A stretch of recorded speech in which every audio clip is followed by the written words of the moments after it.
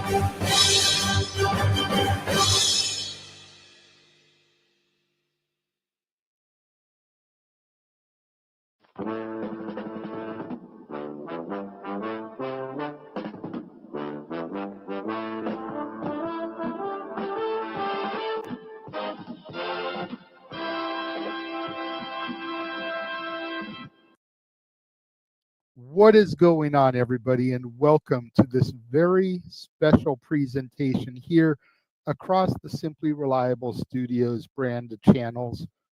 I am, of course, the Renegade of Wrestling, JJ Williams, being joined by the MVP, the voice of the voiceless, the simple man with the spectacular voice, Noah Foster, as we are about to engage in a retro watch-along as a bit of a Thanksgiving gift for you, the viewers here across the Simply Reliable Studios.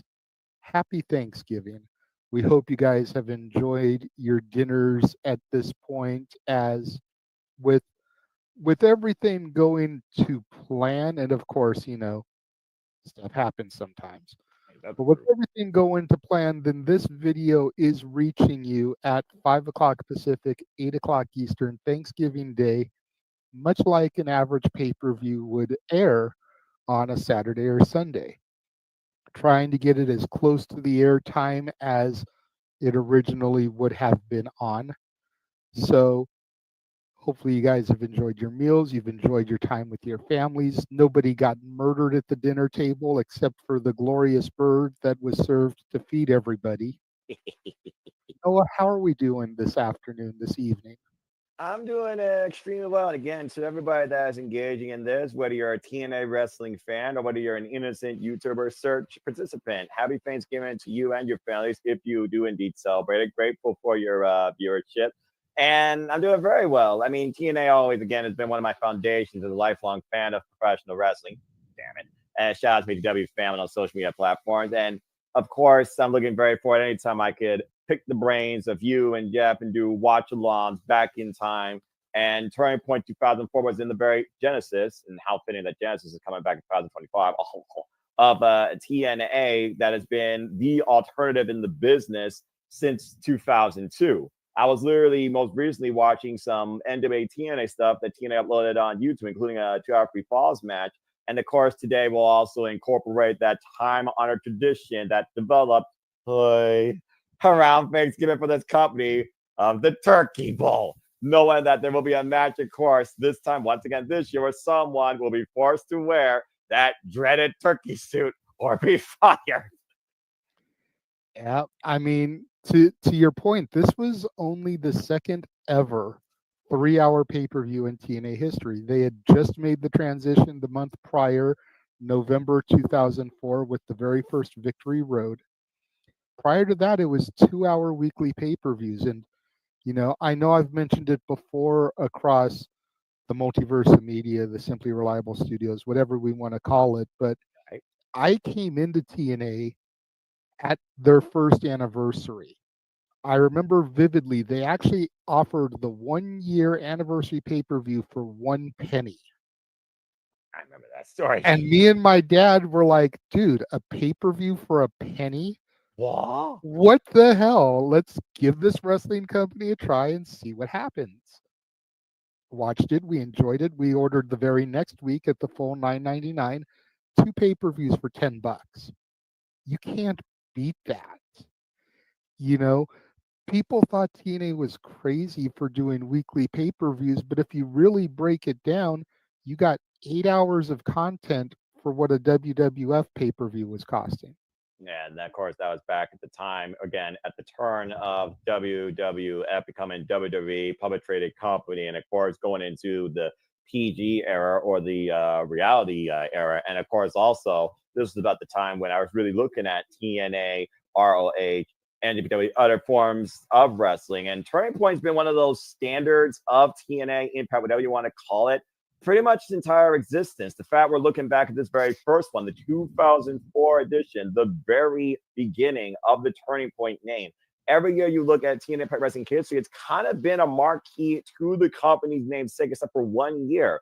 2018 had no signs of the Turning Point name or marquee. And a couple of other years, it was only known as a one-night stand special dedicated to one particular match, as we are, of course, covering this literally the day before this year's Turning Point, where not only we have that Turkey Bowl match, please don't be Joe Hendry. We got 2 out of 3 falls for the TNA Knockouts World Championship, with Monty Summit defending against Jordan Grace. Nick Nemeth defends the TNA World Championship against the System's Eddie Edwards. Frank Kazarian's going one-on-one with Mike Santana. Moose defending the SB Championship with Laredo Kid. It's a very stacked show.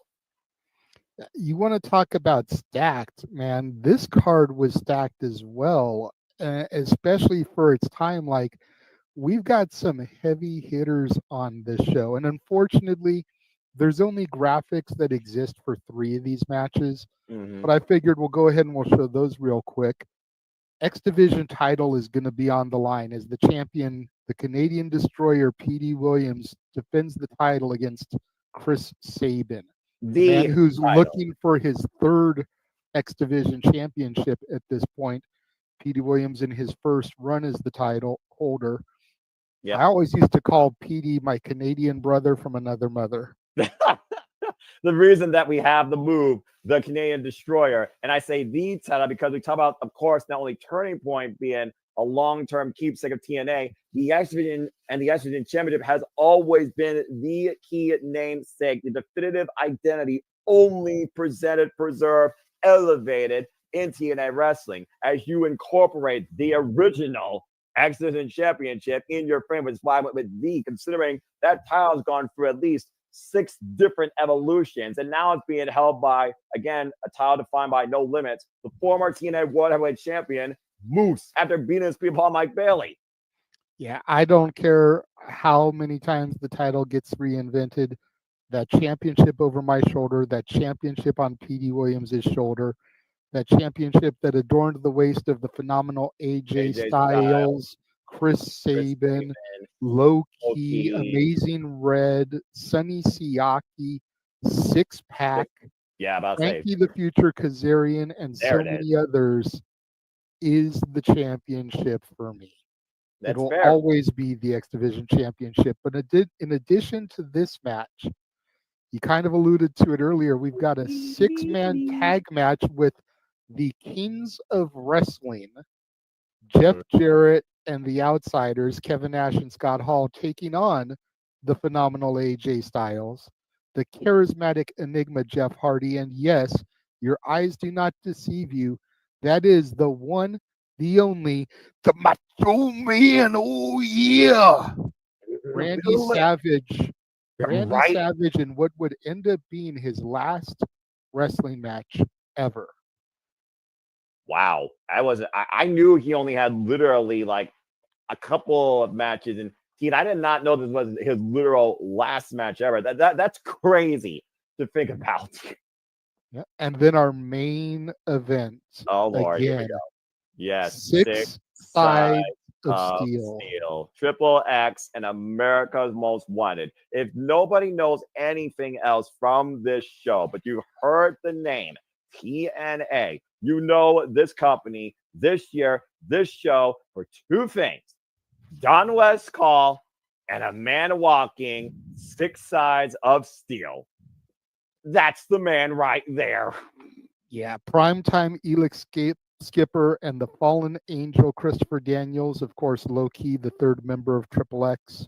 And then America's Most Wanted, the Wildcat Chris Harris, the Cowboy James Storm. Of course, the Cowboy would go on to form Beer Money!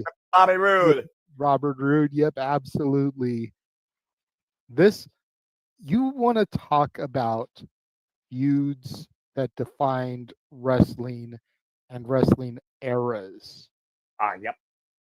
Triple X and AMW helped put TNA on the map. And I really wanted the West Coast Professor Jeff Meacham to be here for this call because he was at this show. Right? Sitting next to our longtime friend SoCal Val. And he jokes that he still has her nail marks in his arm from where she dug into him as Skipper was walking the top of the cage. Still hilarious. I remember watching that live thinking, holy shit, I hope we don't have another Owen Hart incident. I hope he doesn't die doing this death-defying feat. Right? And remember, you're the analyst here. I'm just playing by play. I'm like today, you got to make that famous catchphrase call. Well, I could see the transition in my field. I had to sit back and ask myself, am I going to take my career into my own hands? My mantra is that every next level demands a different you, and Purdue Global is giving me an opportunity to prepare myself for that. We'll see if I can do good old Don, the Hall of Famer, justice. I don't know if I can, but I will do the best I can. But then again, we've got Team Canada taking on the 3 Live Crew. Tag team action here. We got Eric Young and Bobby Roode representing Team Canada. BG James and Ron Killings representing the 3LK. NWA World Tag Team titles on the line. We've got a 6-man tag match with Sonny Siaki, or as he was called around the TNA locker room, Cocky Siaki, Siaki. Héctor Garza, the uncle for Angel and Berto over on SmackDown, members of Legado del Fantasma. See? And Sonjay Dutt, who There's of course has been seen running with Double J over in AEW, NJ taking on the team of Kid Kash, Michael Shane, and Kazarian with his future girlfriend and wife as their manager, Tracy Brooks. The OG knockout, by the way. And of course, this was the time where the knockouts wasn't fully established as a division yet until Gail Kim, of course, led that pioneering effort 3 years later in 2007. We also, of course, have the man with the original diamond cutter himself, blank cutter, you name it, RKO. Nope, before RKO, there was only one true cutter, and that was DDP. Diamond Dallas Page versus Raven. Yep, we've got the alpha male Monty Brown taking on the monster Abyss in a Serengeti survival match. Hazel Peace. And here's the match where you're going to have to control yourself, Noah. Irish Pat Kenney, better known as Simon Diamond to the ECW fans, teaming up with Johnny B. Bad, Marvelous Mark Merrow, to take on the New York Connection, Glen, Disco Inferno Gilbertti, and your favorite relic from ECW who still resides in TNA, Johnny Swinger, with Trinity as their manager valet. Oh, Now, you want to talk about another TNA knockout original? Trinity actually entered the WWECW landscape for a cup of coffee there during that incarnation of ECW. But again, stacked card here. well, we got about 3 hours to engage in TNA as we turn back the clock for the first turning point. As a turning point in TNA might very well wait this year, heading in 2025, since TNA was revived once again to true form back here in January. So I think without further ado, as people feast and comatose, let's get right into it. Let's do it. I'm going to hit play in 3, 2, 1, go. And of course, they have to have with the TNA Wrestling logos onto the side because, of course, back then this was general standard definition television. They only had it in 480p. Yep. Starting things off with a nice little hype package. Man, look at how young AJ was. Jesus Christ. And then these fake wigs on Jarrett Hall and Nash. Like, what the actual hell? Oh my God. This makes I feel like Elvis is turning over in his grave. What's cool is going back and doing this and having two of the championships that are represented on this card above my shoulder. As we got the 10 pounds of gold, which I believe is still around AJ Styles' waist. Or no, it's on Jarrett's waist at this point. Jeff Jarrett. Didn't remember if it was Jarrett or AJ, but I see it in the card there. And then the X Division Championship, which of course is going to be defended by Petey Williams. I still want to get an NWA tag team replica so I can have the 3 championships that were defined by TNA at its outset. Freaking green screen driving down the highway. Oh, the Macho Man Randy Savage still bringing the Macho Madness. Yep. AJ Styles. I don't know what's worse, the fact that these 3 are calling themselves the Kings of Wrestling or those wigs. I'm gonna go or the fake sunburn that they've got on each other, because they're like pinkish red. I think the sunburn outlasts. If I'm being perfectly honest.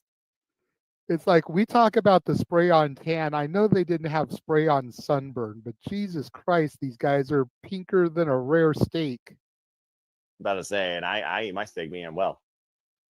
And of course, the outsiders.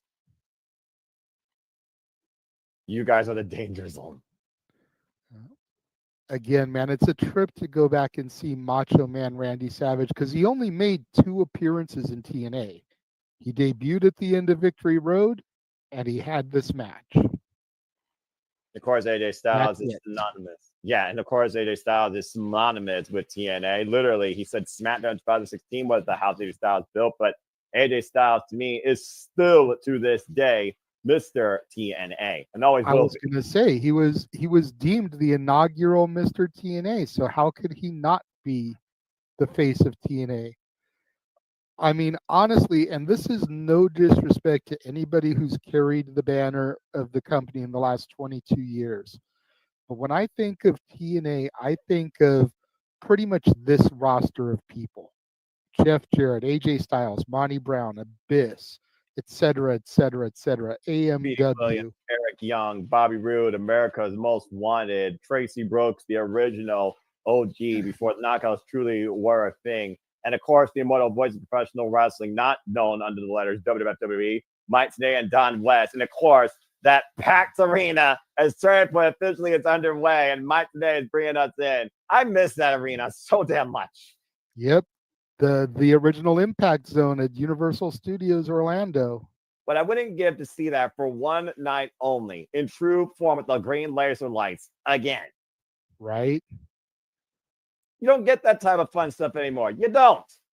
No, not at all. Or that setting. And the crowd is hype, man. Like, they got signs. They're dressed as Jeff Hardy. Like, seriously, you can see the girl there with the chopped Hardy up sleeve. arm sleeve thing there. And of course, Not there's Mike West with today. the gorgeous red tie here. That leather jacket. And of course, Mike today, the voice of TNA with that bow tie.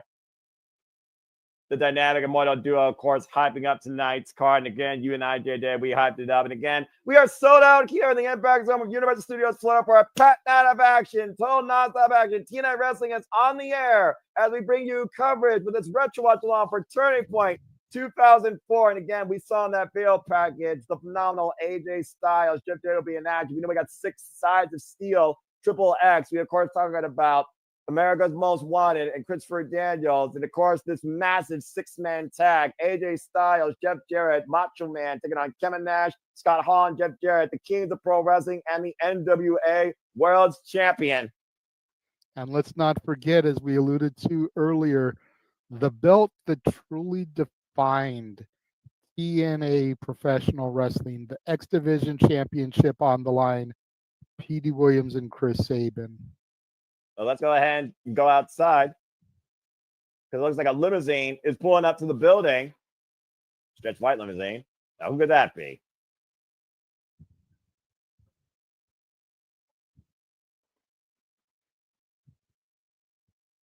Ever since Kimura was a little girl, she had her sights set on the sky, and Spectrum Internet brought the sky to her fingertips.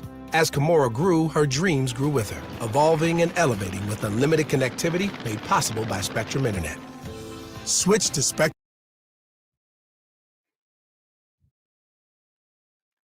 Somebody impersonating Vince McMahon and Triple H. And here comes Abyss to bring some balloons. It's like Mankind. Imagine Mankind and Abyss met in the ring. Well, you have to remember, around this time, they had done the Royal Rumble commercial on the Universal Studios backlot, and TNA people tried to come over, and it was presented as an invasion, but some of the guys in TNA were just coming to say hi to their old WWE buddies. So I'm pretty sure what that's supposed to be a reference to. Yeah. Well, as we go back inside for a wild night, let's go ahead and look at the taglines for our first match for the Tag Team Championship. This is the rematch, of course, from Victory Road. I actually talk about this the show following Victory Road, as Team Canada right now doesn't know if they can handle the truth. There's that classic phrase from that movie. If y'all know, you know. But will youth be served or will experience rule? It's that classic formula in wrestling where youth could outmatch experience and possibly lead to new champions. Team Canada defending the gold against Relive Crew.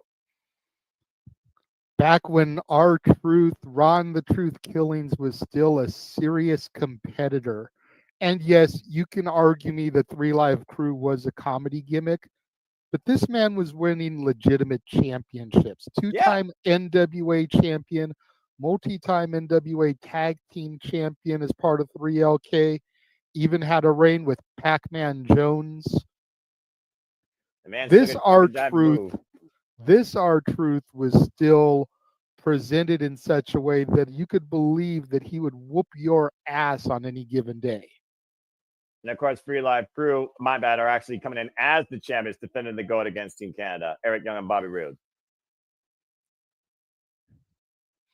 God, I love Road Dogg on Road the Dogg. microphone. BG James, of course, here, but still, he will forever be the Road Dogg Jesse James to me. We always know he's that D-O-double-G. And him and K-Quick, of course, have got the legacy here going back to WWF as Road Dogg helped bring K-Quick, R-Truth, Ron Killings, to the main roster and even integrated him into kind of the modern day D-Generation X with him, Billy Gunn, Road Dogg, and China at the Survivor Series 2000. And then that rock version of Oh Canada. And here are the challengers. Team Canada, Eric Young and Bobby Roode, led by Coach Scott D'Amore, who, of course, later on became an executive president of Impact Wrestling and TNA Wrestling in his illustrious career. Can we take a minute and just look at Eric Young here? Look at how tiny he is to how ripped and cut he is today. And then look at Bobby The Roode, who always complete kept in good shape. metamorphosis in 20 years' time for EY. And of course, these men have been thinking about this match for a month. We talked about during the Tad Lines back at Victory Road. And of course, Scott D'Amore has been so synonymous with the greatest names to come through TNA. Michelle Shaw, Josh Alexander, Eric Young, Bobby Roode, Moose, who arguably right now is the most viable player in TNA today. Yep. I remember my ex and I, my daughter's mom, went to a store out here called Steve and Barry's, and we both bought Team Canada jackets to wear to PWG during the fall winter months when it would get a little bit chillier out there. Looked exactly like the one Coach D'Amore is wearing. And of course, mine today talking about the leverages of in-ring experience that all four of these men bring here. Yep. BG James and EY starting the match off. And of course, we also should mention this is back when TNA had, of course, that traditional six-sided ring. I have a commercial break, by the way. And folks, again, at least we're in the perfect sync. This is what happens when you're cheap, but it's okay. Of course, this is back when TNA was also known as the alternative because they also had that damaging, destructive, one-of-a-kind, hard to navigate six-sided ring.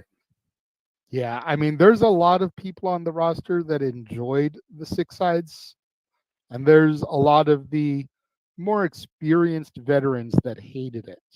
Right, and we're back. Eric Young, of course, squaring up, like you said, with BG James. Eric Young, of course, who went on to become a Grand Slam champion in TNA, his own manager, leading his own crew multiple times, world-class elite, and violent by design, just to name a couple. From Showtime, Eric Young's the world-class man who lived and died 6 times over. And of course, reimagined and brought back together Team Canada with Scott D'Amore and Josh Alexander. Oh! And of course, even went on to be one half of the Knockouts Tag Team Champions with ODB. We don't You've got to count it. You've got to acknowledge it. It's still an accolade in EY's history. And there's a Sesame Timbers for those that watch AEW, and an alternative what's up to Eric Young Canadian Regions. Tag made to Bobby Roode. Bobby Roode, of course, who went on to become TNA World Champion, created the It era because he was the It Factor, leader of the Selfish Generation. At Ashley, you can find what you love and save up to $1,000 store-wide. So it's not just Black Friday. It's the Our truth in legal for the 3LK. The side hill, Ron the Truth Killings, by the way, as you alluded to, for those that don't remember his actual name. Oh! I'm having the same issues with this as you have calling Gunther Walter and stuff. It's like, right? Do I call him K Quick? Do I call him K Crush? Do I call him R-Truth? Do I call him Ron Killings? I'm going to go at Ron Killings. Beautiful! Arm drag. And another massive arm drag by Ron Killings here, taking advantage of Bobby Roode here in the early going. Again, NWA Tag Team Championships are on the line. I love that sit-down arm drag that he always used to do. We saw it a couple seconds ago there. Yeah, he's got very dynamic legs. Great reach. Cover. Hook of the leg. It's a 2 count. Bobby able to power out. So, by the way, senior official referee Rudy Charles. Tag to BG James. Rudy. Double kick to the midsection. All right, we're going to do the wave here. Oh! Big shot by BJ. Relive flew in firm control. Getting jiggy with it, dropping the knee across the bridge of the nose. Cover. Hook of the leg. It's a 2 count. Vintage Road Dogg Jesse James there. That little shake, rattle, and roll. About to say. The tag man, you gotta wonder what Coach Demore is thinking at ringside right now, seeing Bobby Roode getting taken advantage of by the 3 Live crew. We know that the coach always has a game plan. I'm just taking this in because, again, when I was watching this, I was literally 12 years old. Oh! Ooh, right on the grapefruits. Yeah, caught him right in the truths. Yeah, great distraction by Eric Young, creating an advantage for Bobby Roode. That did not pay off for Ron Killings to go up to the top rope. Tab made to Eric Young. Showtime, Eric Young, of course, former TNA World Television Champion, TNA World Champion, of course, who beat Backbreaker. Bobby Lashley for that towel. Cover. 2. No. Almost had him there with that backbreaker. Tag made. And again, the crowd as ruckus as they ever could have been back then. Great double team here. We talk about how well that these 2 men know each other under the influence of Scott Demore. Great double team. Bobby Roode gets the cover. Gets a 2 count. Double team backbreaker there of sorts. Eric Young seems to think that was a 3 count.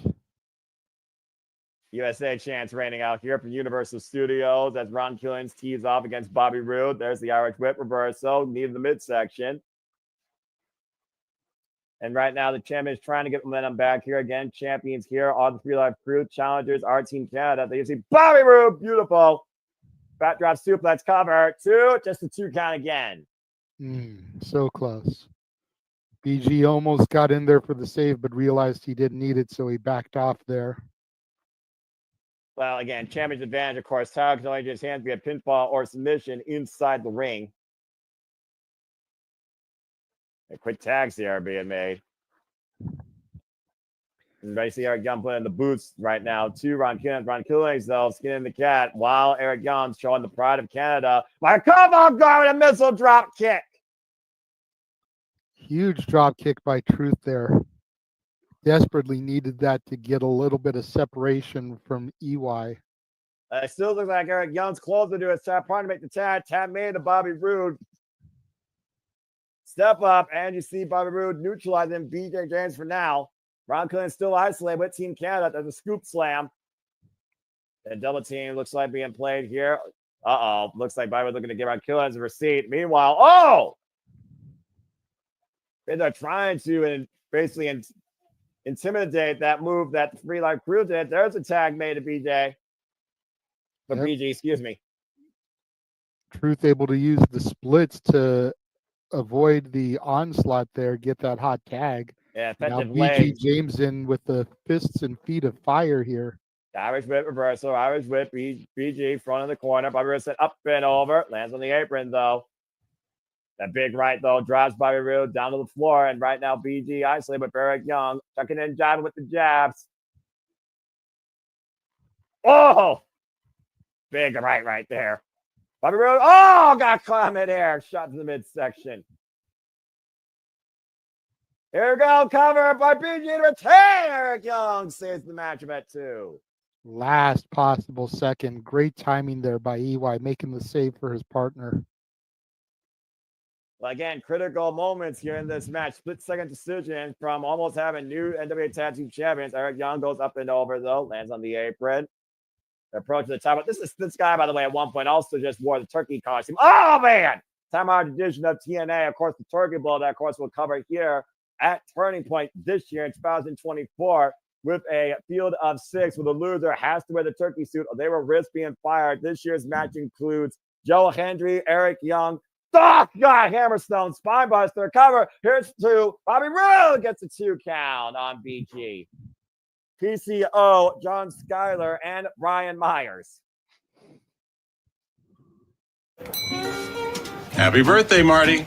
Oh, no, you don't. Let me get this. Ah, thanks. You're too kind. I've heard that. Unlimited 2% cash back. The Wells Fargo Active Cash Credit Card. Find the efficiency your team needs with Asana. Try it for free. Bobby Roode looking to once again, big move here. Sizing up BG, Ron Kulislo coming to the end of his partner. Now watch the double team here. Oh! Look at Coach Moore. What is Coach Moore doing? He's trying to get in there to distract. I could be wrong, Noah, but I think that's the move that Truth and Road Dogg used to use back in the day. They called it the hat rack crack. Yeah, also a modified version of a heart attack. Meanwhile, pump handle by BG to Bobby Roode. What's he looking for here? Wait a minute, it's got the... Wait, what? Oh! Johnny Devine! There's the name I've forgotten about. Jesus Christ. Stick. 1, 2, 3. Unbelievable. Bobby Roode just pinned BG. We got new tag champions. What a way to start off the show here. What a way to start off the show here.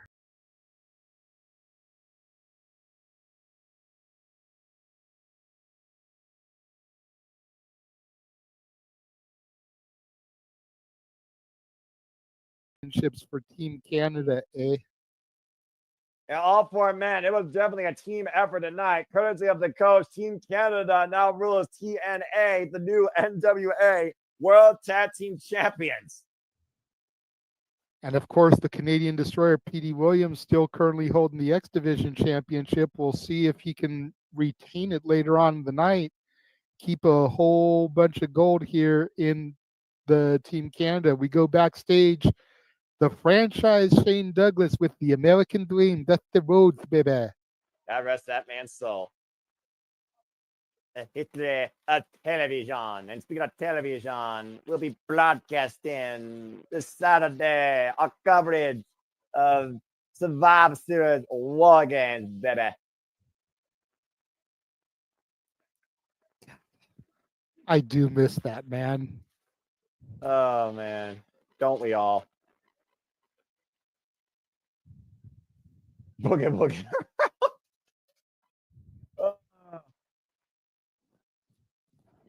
When Dusty rolls on your screen, you don't speak, you just listen. Okay.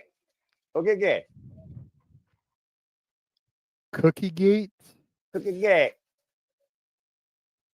It's out of big city. Evil Empire. Yeah, I wonder what he's referring to. Uh-huh.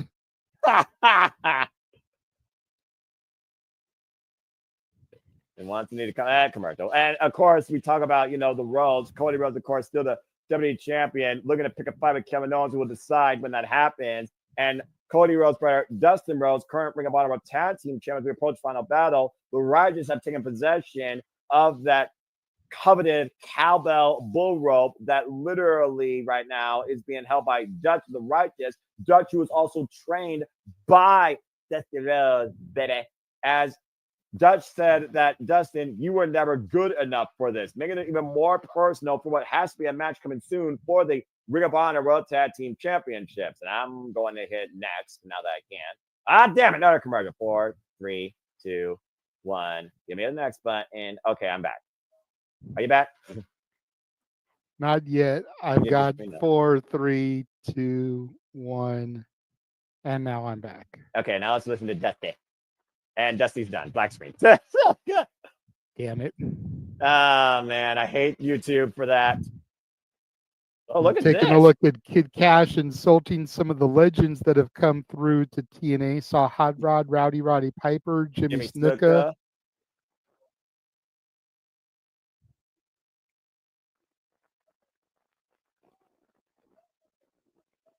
Falling off a steel cage hard. Yeah, the only thing you were good for is falling off a steel cage.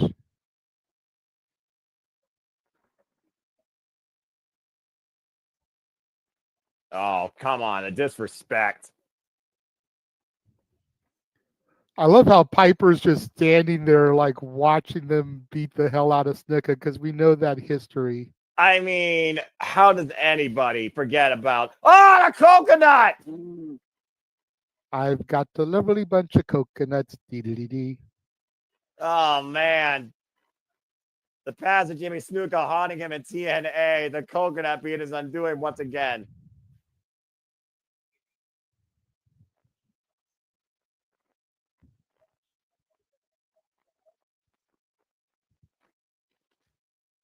Sonny Dutt saying that we come to the top rope with an homage to Jimmy Snuka, and now it's go time to get ready for our next match here. Yep. Kid Kash making his way to the ring. Yeah, the very outspoken Kid Kash, might I add. This guy is another guy that, like, aside from his ECW run, and I'm talking real ECW, not WWE ECW. Yeah, we don't talk about that. Aside from his ECW run, he never really got the credit he deserved.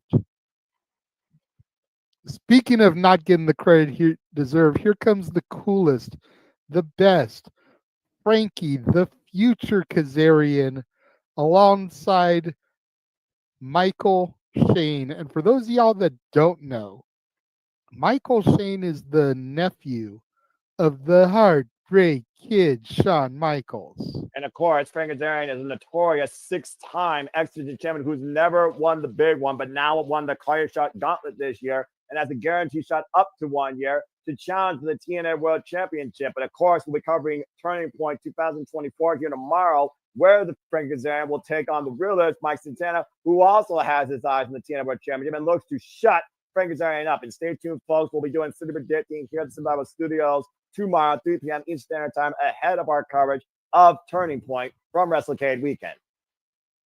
Just had Kaki Siaki come to the ring. Here comes Héctor Garza again, the uncle to Angel and Berto.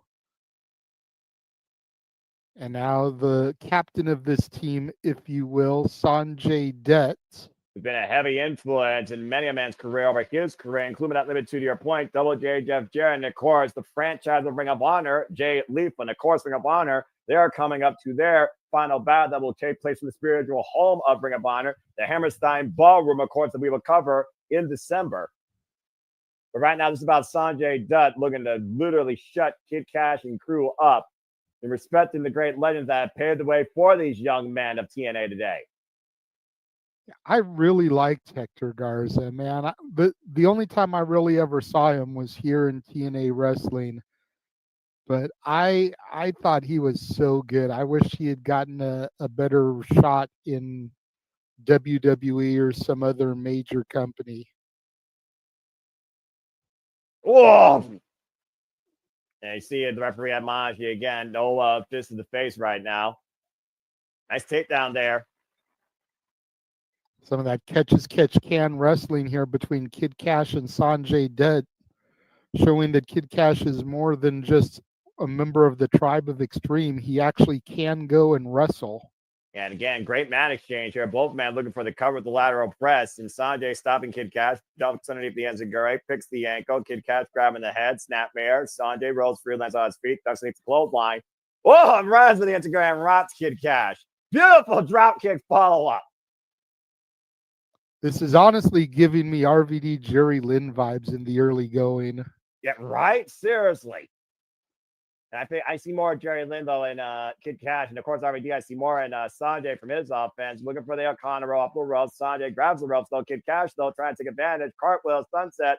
Oh, I got caught with a drop kick. Fast and Furious here. And no, I'm not talking about that movie franchise with 25 sequels. When the first one came out? Yeah, way past this. Tag made. The The Garza first now one was in, actually before this. The first one I want to say was the year 2000 or 2001. okay, that franchise is already way beyond its lifespan. Yeah, by the point they got to here, they were, I think, on either the fourth or the fifth one. Yeah, fun of the eye, and now we have, I believe that is Kazarian. No, that's Michael Shane in there alongside of Garza. I see the points, and I'm like, oh, that's probably him. Oh, the kick to the hamstring. Kazarian actually has a full like beard here. Isn't that kind of crazy to think about at one point that he had a full beard? Yeah, it actually is. But So I'm just saying, oh man, what a right. That's the best way to tell Shane and Kazarian apart here, because you're right. They do have matching tights. They've got matching ponytails, but Kazarian's got a full beard grown in. Again, this was young Frank Kazarian, again, known as the future at the time, living in the present, looking to be the future of TNA in the new era. By the monkey slip here. At the Garza almost lost his foot. Oh dear, that was not well executed. Yeah. Lost his footing, and then a leg drop across the face, bridging the nose.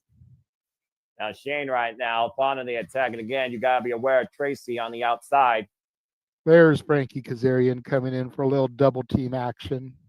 Yeah, Michael Zane and Frank Kazarian, though, had to guard the grabs the ropes. Up kick prevents the double team. Kicks to the midsection. Sends Shane to the outside. Hard into the barricades. Ducks underneath. There's the tag made now to Sonny Siaki. Yep. And Sonny Siaki, of course, was TNA's essential answer to The Rock at this point. And also a former cover to X-Division champion. It's a 2 count. Yep, gorgeous winning neck breaker there. But yeah, he was that, 6'2", 6'3", 250, 260 pound jacked up Samoan with that arrogance, that swagger about him. Whoa! Great elevation there from Siaki to Sonjay, Dutt, allowing him to get that Hurricane Rana Tremendous on Frankie teamwork. Kazarian. Yeah, tremendous teamwork. The pop-up Frankensteiner combination. The height that Sonjay got. And look at Tracy picking the ankle of Sonjay. On a cheap shot by Kid Kash. Kazarian takes advantage. DDT in the arm. Take a look at it. Look at this replay. Look at the height. Wee. Fluid motion by Sonjay and Siaki. Tag made now. Michael Shane. And it's weird seeing Siaki on the babyface side because he was such an effective heel. He was a bitch. Again, there's a reason he got the nickname Cocky Siaki. He was an arrogant prick. Sometimes arrogance needs to be humbled, especially when you share a common enemy. Again, sometimes it's just one of those things that justifies the terms of battle. Makes you wonder what's going to happen when we cover Spider City's War Games this Saturday, where CM Punk will team with the OG Bloodline on the behest of Paul Heyman. A favor he looks to once again repay. Honestly, the most influential man in his career. And again, the referee distracted right now. And there you see again the advantage being done. The referee, though, is he aware of what's happening here? And Mike Posey, and by the way, folks, that is Mike Posey, current Ring of Honor official, Ring of Honor pure official. Yeah, he was once known as a wrestler. He was also a referee in TNA. Ain't that crazy? Yep. No certainty, springing off the second rope. Beautiful crossbody cover. 2, just a 2 count. Oof. Sonny Dutt right now just teeing off. Irish whip, Virgil hard in the corner. Big clothesline smash, an uppercut follow-up by Michael Shane. It's Kid Kash. Okay, about to say, I look at the yes and I'm like, oh, wait a minute, that's the dollar sign. Armbar, cross arm breaker. It's okay, bro. It's all good. I'm learning. Again. Now here comes Michael Shane. Yeah, Michael Shane's the guy with the beard and the white pants. And Siaki, of course, was trying to come in for the save. And again, Michael Shane right now with the cross arm breaker, Jujikatami attempt here. Yep, you can see Hector Garza on the outside trying to get the crowd fired up and into this. Get Sonjay Dutt a little bit of encouragement. As Michael Shane just keeps with those forearm punches. Yeah, well, right now, Sonjay Dutt needs to make a tag. Arm ringer, get to the midsection. Hyperextend the arm over the shoulder. The tag made now. Frankie Kazarian coming back in. The coolest. About to say, the coolest according to the tights. What? This is a man, Noah, who on the independent circuit used to use "You're the Best Around" from the Karate Kid as his entrance theme. Oh, that's just messed. All right. Fair enough. How can you not get behind a guy that comes out to "You're the best around. Nothing's Nothing's gonna ever keep you down. All right, that's all we're giving the people. We are not going to sing here. Not karaoke, No, non-copyright. no. We'll save that for Saturday when we do our Thanksgiving karaoke I'm spectacular. trying to be a good boy here, and you're really pushing my buttons with the music thing right now. Hey, Just you saying. know what? You know what? You're promoting and doing a very good job shilling, by the way. Everything else we've got coming up. That's fair You enough. mentioned we're not going to sing. I just had to remind people when we would be. Come on, you can't fault me for that, Noah. That's You fair. really can't. That's fair. Well, hopefully people at the end of the month are saving up for their Christmas vacation or getting their kids from graduation or going into hibernation ahead of winter. Especially, with Black Friday, literally being the day before. Nice double team there by Kazarian and Michael Shannon. We're back here again on TNA Turning Point 2004. And I hope you all enjoying the conversation, reaction, and honestly, a time capsule remembrance, if you think about it, where again, Turning Point has been a mainstay in TNA in its history since 2004, with the exception of 2018. It's a midsection now as Kid Kash is back in legal. Now taking up in the air. Oh my God! The brutal shoulder breaker. You see Sonjay grabbing that arm towards the inside of his body. Now Hammerlock up in the carry. Oh, no. Oh! Think about the way that he actually collided with the turnbuckle, much to Tracy's pleasing. The ribs, the arm. Hammerlock cover, 2 count only, broken by Siaki. And again, every time the Mike Posey turns his attention away, you see Kid Kash, Michael Shane, and freaking Kazarian taking advantage. Yeah, absolutely. Why wouldn't they? Once again, working that left arm. That has been the focus target here for this trio. Even Sonjay Dutt down, keeping him away from his corner. And I do say corner, considering there are 6 of them here. Right. I think Sonjay Dutt's been in this match now for the better part of 5 minutes. Easy. They see right now the work over the arm and the neck with the cravat. Sonjay still fighting battle with the good arm, though. Right fist to the midsection. Right after right hands here. Shane is rocked. Trying to create that separation and distance. No, but again, the arm ringer to the damaged left arm stopped that snuff fury of offense. Tap made to Kazarian.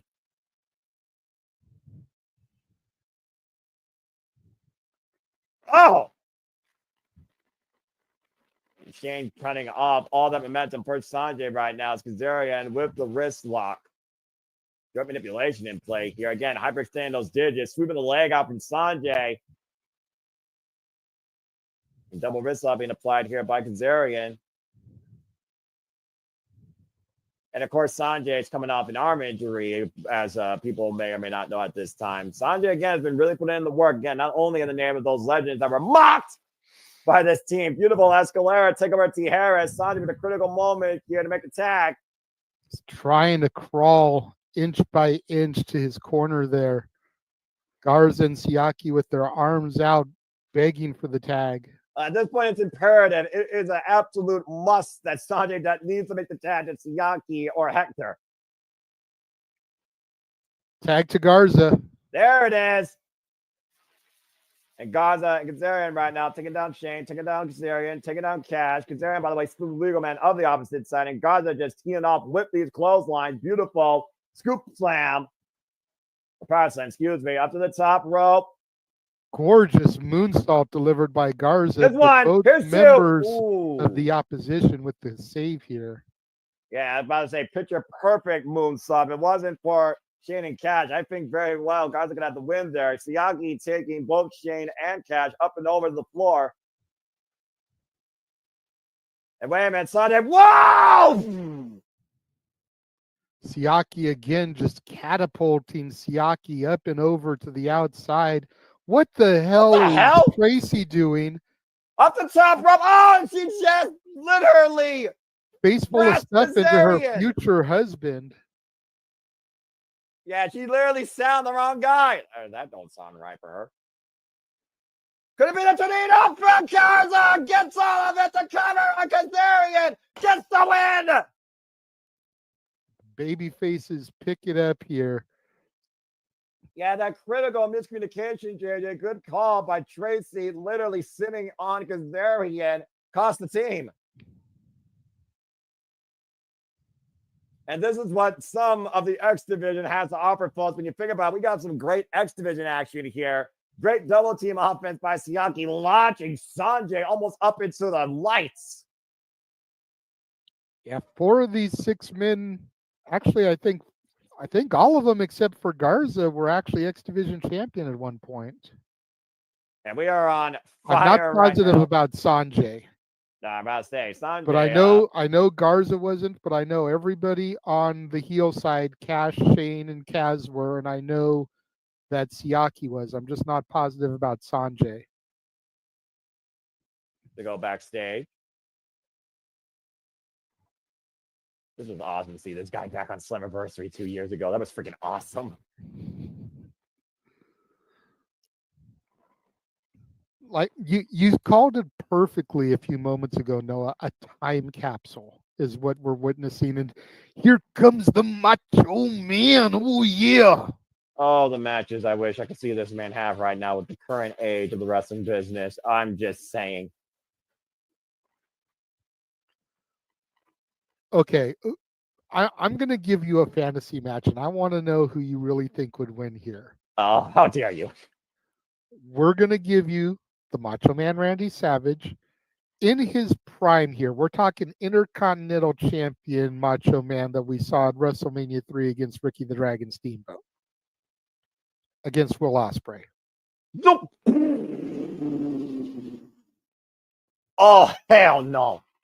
Oh, hell no. Ospreay is insane. The velocity this man has is the next level. If this was don't sell that era Macho Man ship. Here's the reason why the match with Steamboat is argued to be one of the greatest WrestleMania matches of all time. Easily in people's top 5.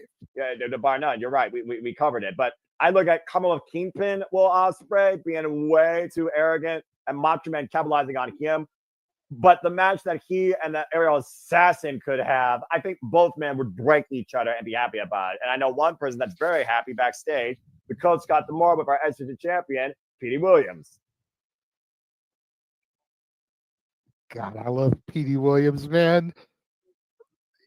He's one of the major reasons why I started going to PWG was to get to meet this man. Like I said, my Canadian brother from another mother, and yes, for the records, when Doug Williams would come over for the UK, he was my British brother from another mother.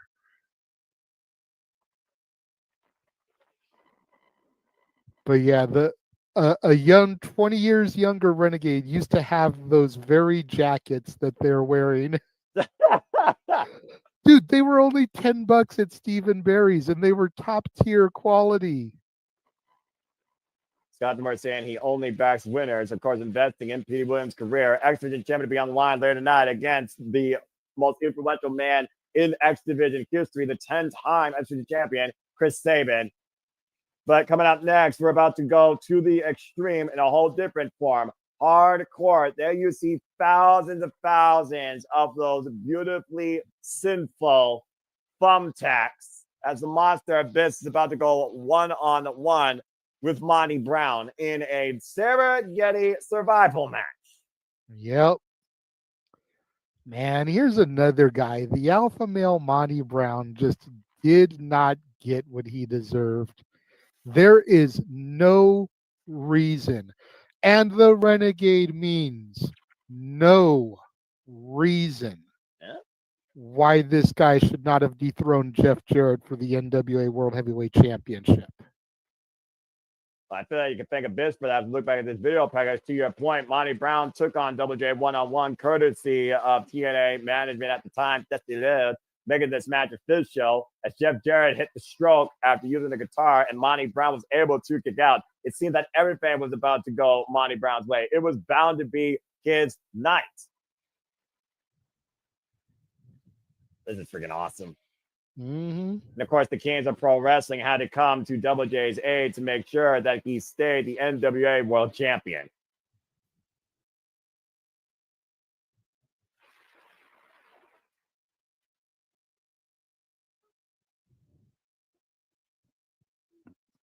Those of you that didn't watch this era of TNA but may, unfortunately, like us, remember the WWECW, the Alpha Male Monty Brown performed as Marcus Corvan there, and actually did get a WrestleMania moment.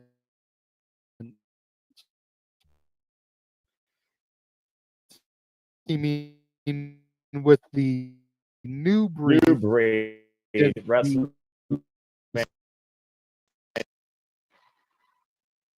Again, we talked about before how we should. I mean, you are, of course, if you've already been here, you know we've already covered AEW, Diamond Prince Committee to start the Continental Classic, and Tomohiro Ishii taking on Chris Jericho for the Ring of Honor World Championship, and also the fallout from Full Gear. But of course, now, like I said, Friday we got Super Predicting Turning Point 2024 coverage of Turning Point 2024 from WrestleCade Weekend, and so much more.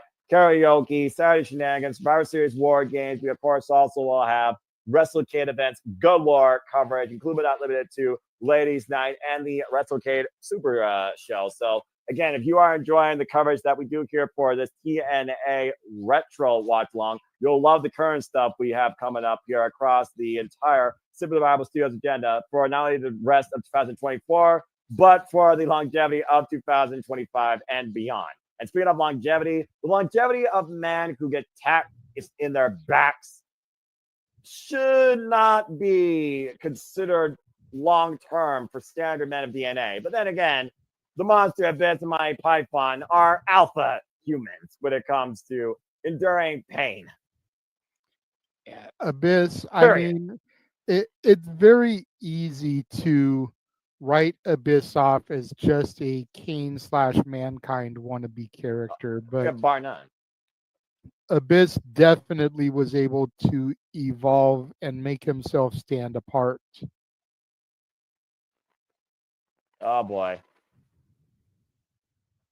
Expect more of the same from a match that Abyss has literally made his own Monsters Ball in the Renegade survival match. Again, the only way to win, JJ, there's no disqualification. You win via pinfall submission or by slamming your opponent to a pile of thumbtacks. And I guarantee you that's what's in that black bag Abyss is carrying.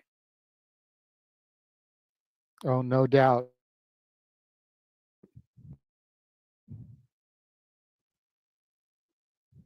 Yeah, including producing one of the best Hell in a Cell matches in this current generation between CM Punk and Drew McIntyre at the return of Hell in a Cell, where it first started Bad Blood. There you see Monty Python with a mic in hand and heavily bandaged ribs. His freaking wannabe Disturbed music. Yeah, I was about to say. Oh, wow. A beast.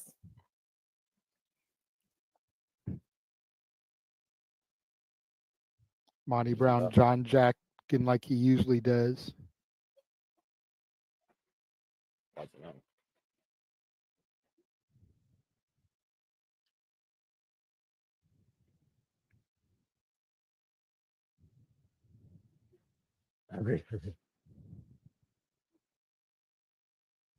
Whoa, calling Abyss out to the entranceway. I'm not sure how wise that is.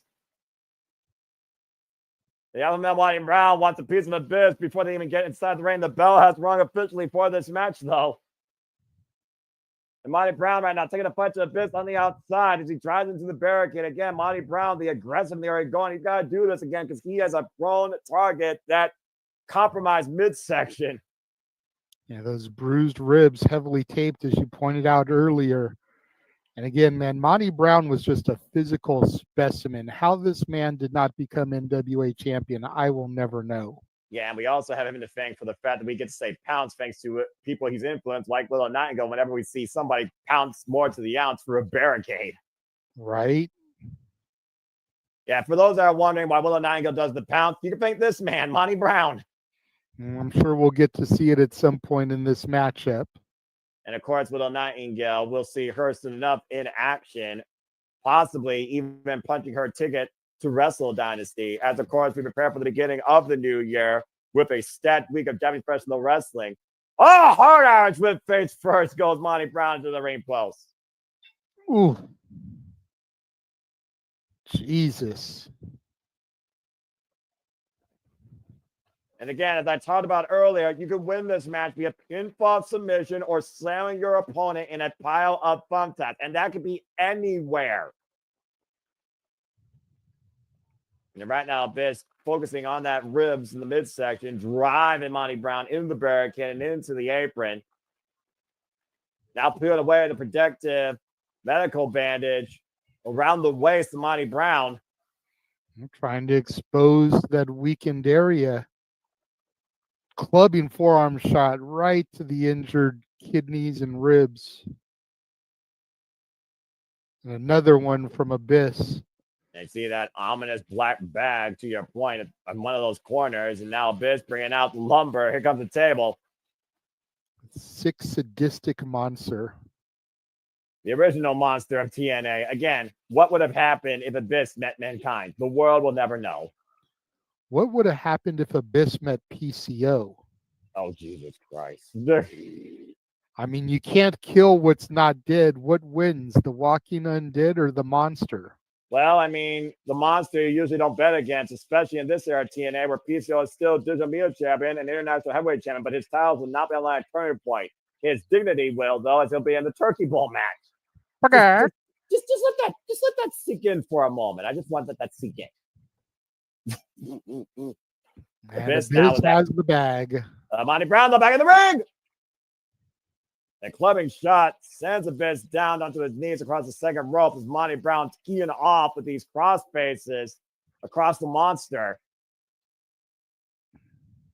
It's one of those things, though, how you wear down either of these two men, the Alpha Male and the Monster Abyss. Abyss stopping the Irish whip attempt, though, sending Monty Brown into the corner. Monty Brown explodes, though! Whoa! You notice how heavily taped Monty Brown's hands are. Traditionally, you do that with somebody that's a little bit more heavy-handed that can't always pull their punches good. That way it softens their blows. Yeah, about to say, and those are hard blows that Monty Brown was delivering, but so was that massive boot to the face by Abyss. Snuffing that rally. Here's the cover. Count one, count two, get a 2 count. Of course, Abyss is all about a guy enduring and unleashing punishment. Has influenced so many over the years because of that behavior. Eric Young, Sami Callihan, Steve Macklin, and the knockouts even, like Rosemary and Masha Slamovics.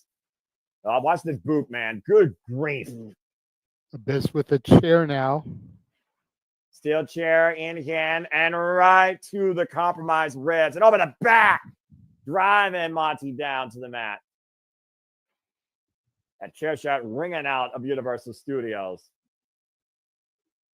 Abyss almost cradling the chair, pretty much, hugging it. Now laying it on top of Monty Brown. You know he's got evil intentions. What is he going for here? Well, I mean, yeah, Monty Brown wants revenge. Abyss wants to destroy the man, all right? Who's more evil at this point? Oh! Sit down splash with the chair across Monty Brown's chest. Think about all that weight coming down, literally compressing Monty Brown. There's one, there's two, under the leg, gets a 2 count. I'm surprised Monty was able to kick out of that. Yeah, I almost wonder if that was a convulsion or instinct because, again, he literally knocked the wind out of the man. He crushed him. The Abyss has never had any sort of quit in him. Everyone knows that for a fact. The audience chanting, use the table. Well, these people are violent, and I approve. You gotta love the TNA faithful. If you ever get a chance to go to a TNA, do it. You'll regret it. I definitely wonder as this match goes on if we're going to see a pounce through the table. I expect you to do your best Caprice Coleman call of that. Well, I will say period once you're done. Yeah, that 350-pound frame of Abyss crushing the rib cage of Monty Brown. And continues the punishment here. And you see right now, Mafago approaching the Abyss right now, trying to tear Monty Brown's jaw apart here. But Monty Brown, though, taking the fingers out from fish hooking. And again, a shot to the back stops that. Good grief. Just pie-faced him. It's almost like Abyss is literally just having his way with Monty Brown easily. Going back to the chair. He came with a game plan. He focused his attack on the ribs, on the back, and it has worked to perfection, JJ. Oh, no, not again. Not again. Abyss looking to once again for the seated. Oh! Monty Brown turns the chair and catches him right in the Abyss. Oh, man. That is a horrible way to treat the downstairs. Monty Brown calling for Abyss to get up and whacks him with the chair to the forehead. Exposed headshot. Abyss came and put his hand to protect himself. That was right over the crown. Look at that chair. I was just going to say, look at what he did to that chair, Noah. Bent it literally across the skull of Abyss.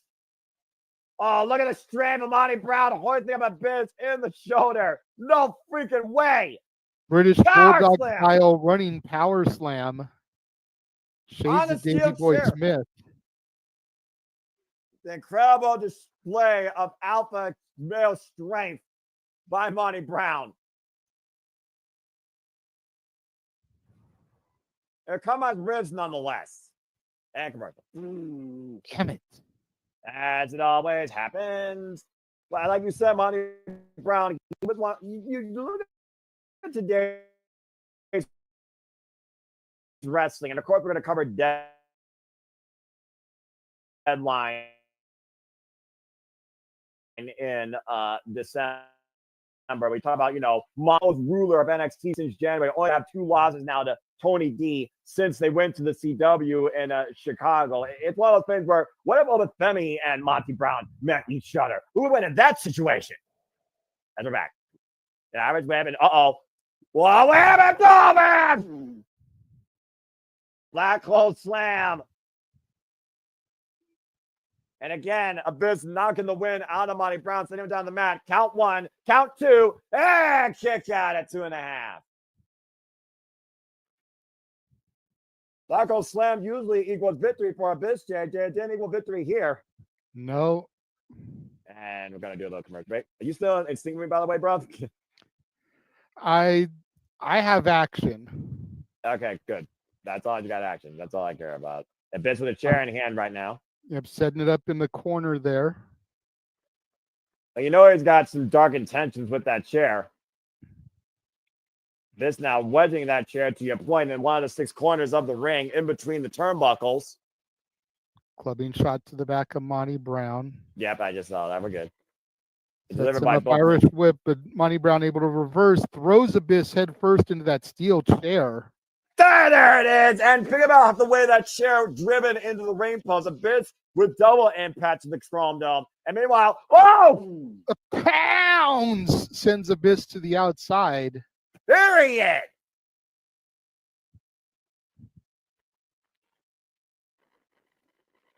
And again, that's 350 pounds that Monty Brown just drove his body through. Take a look at the replay. Boom. Former football player using that shoulder tackle to his advantage. How about a collision before AEW collision even existed? Monty out to the outside, grabbing Abyss, throw him back into the ring here so he can win the match inside the 6-sided structure. Yeah, crowd change. This is awesome, and I firmly agree. And again, only you can win via pinfall, submission, or throw your opponent into a bed of tax. Monty Brown with the cover. Count 2, and Abyss gets the shoulder up at 2.5. We talk about the strength of both of these men. How about the endurance of both of these men? How about the determination of Monty Brown? Like, he knows that he's outmatched with the guy the size and the strength of and the mentality of Abyss. But he's still in there doing the best he can. Goes for another pounce, sends himself in through the table. And I think his head at the table. You can see literally the way that his head pierced through the table. Cover. Pinfall. Kick out. Good grief. See, that I think was just pure instinct. No, Monty Brown able to kick out of that. Yeah, I think you're onto something here. Meanwhile, uh-oh. Abyss has the bag again. And Monty Brown with his own bag. On the opposite side of the ring. Monty's looks like it's a bigger bag, too. You think they're both for the thumbtacks? I think they are, Noah. I mean, if one of the ways to win is to throw your opponent to a bed of thumbtacks, I don't think one of the bags has Legos or, hockey pucks. Well, again, that is a way to win this match. I think Abyss just realized what Monty Brown just set up, and I don't know Monty Brown where that Abyss saw what he did. And now he's got him goozled. Oh, no. You can't trust the strategy. If Abyss chokes them in the thumbtacks, Abyss wins. Get to the midsection, though. Breaks that attempt up. Nice counter by Monty Brown. Taking the shirt off of Abyss. That's an extreme rarity. It actually is very much an extreme rarity, but they want to make sure he feels that pain. Well, Abyss literally drove Monty Brown through thumbtacks, which got us here in the first place. Monty Brown getting the better of the exchange. Look at the hoist up the monster. Abyss finding it off, though, driving Monty Brown into the corner. Looking for a variation of that power bomb. Get both boots up. Ducks underneath. Get to the midsection by Abyss. Now looking to hook up Monty Brown. Oh, no. Oh, no, not again, not again. Wait a minute. What? Oh! Alabama slam. And he did sending it. Abyss into the thumbtacks. That's right, which means Monty Brown wins. There's the bell making it official. He bombed him. Alabama slammer right into the thumbtacks. And now we get that disturbed knockoff again. Yeah, right.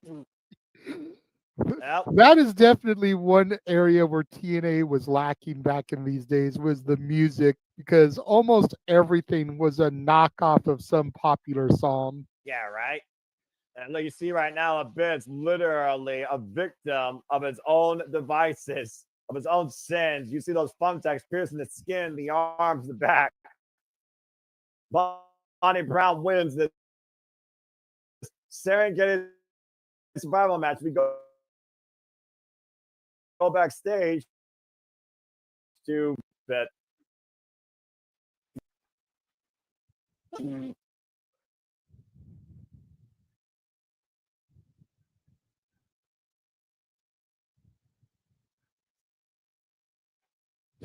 God damn it, using the freaking sledgehammer. You idiot. And we are back inside the Impact Zone, Universal Studios. I'm sorry, I need to gather myself for a moment. That was kind of funny, I'm not going to lie. Oh, brother. God damn it. A best of D-Ray 3000 tape. It's like a best of Al Snow DVD. What do they want?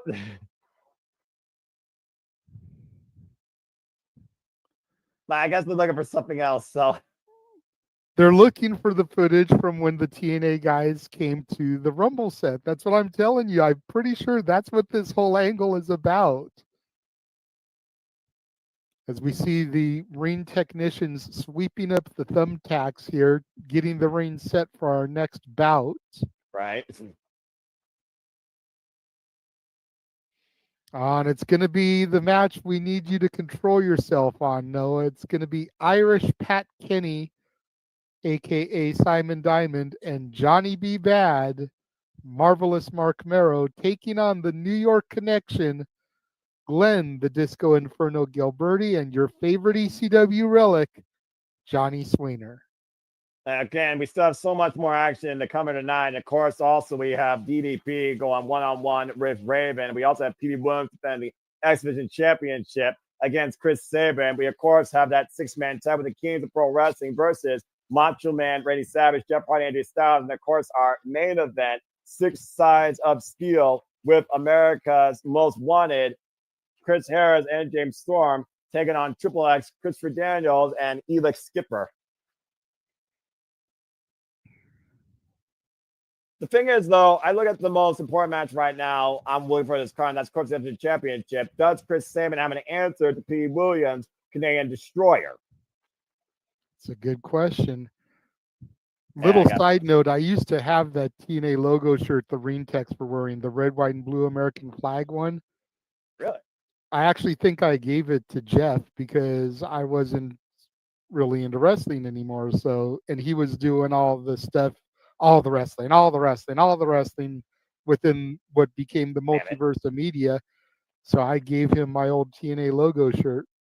Well, speaking of old school and different type of shirts, as we get ready for our next match, here comes Glen, who, to your point, is our special guest referee for this next contest.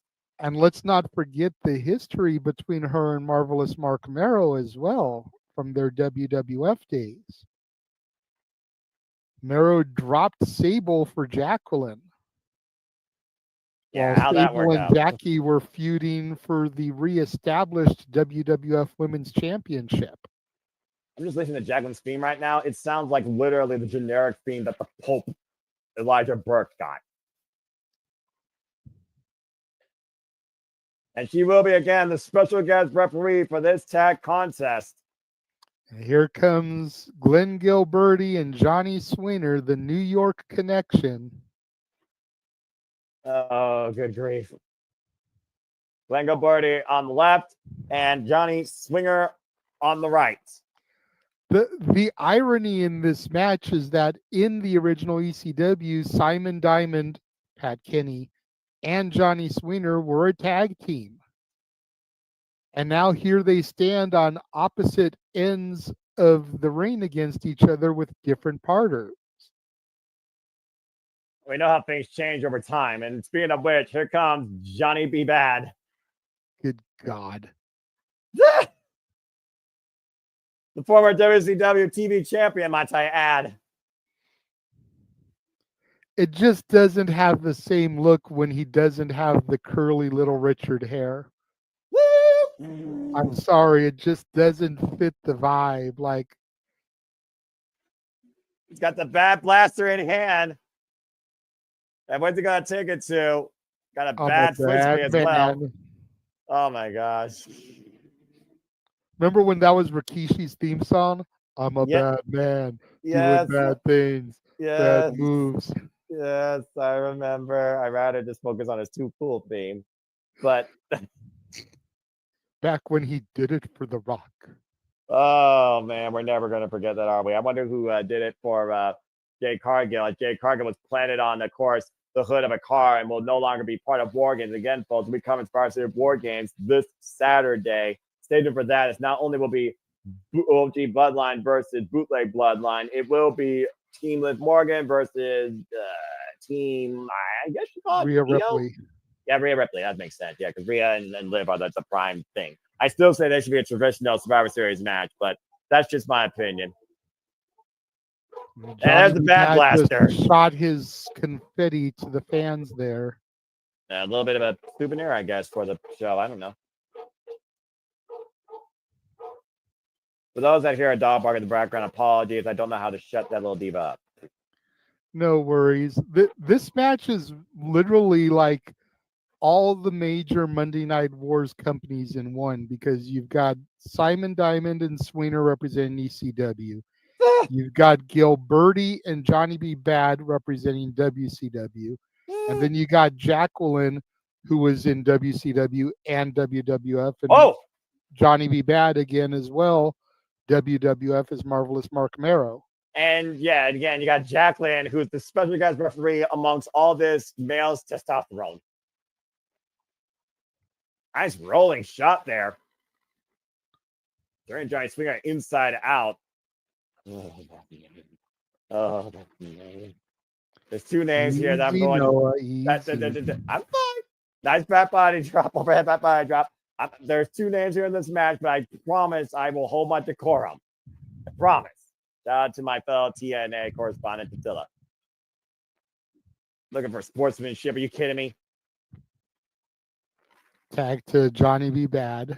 The funny guy. I mean, what do you expect? I'm just saying. Johnny B. Bad with the tiaras. Oh my gosh. Jawbreaker, though. Nice counter. Tag made.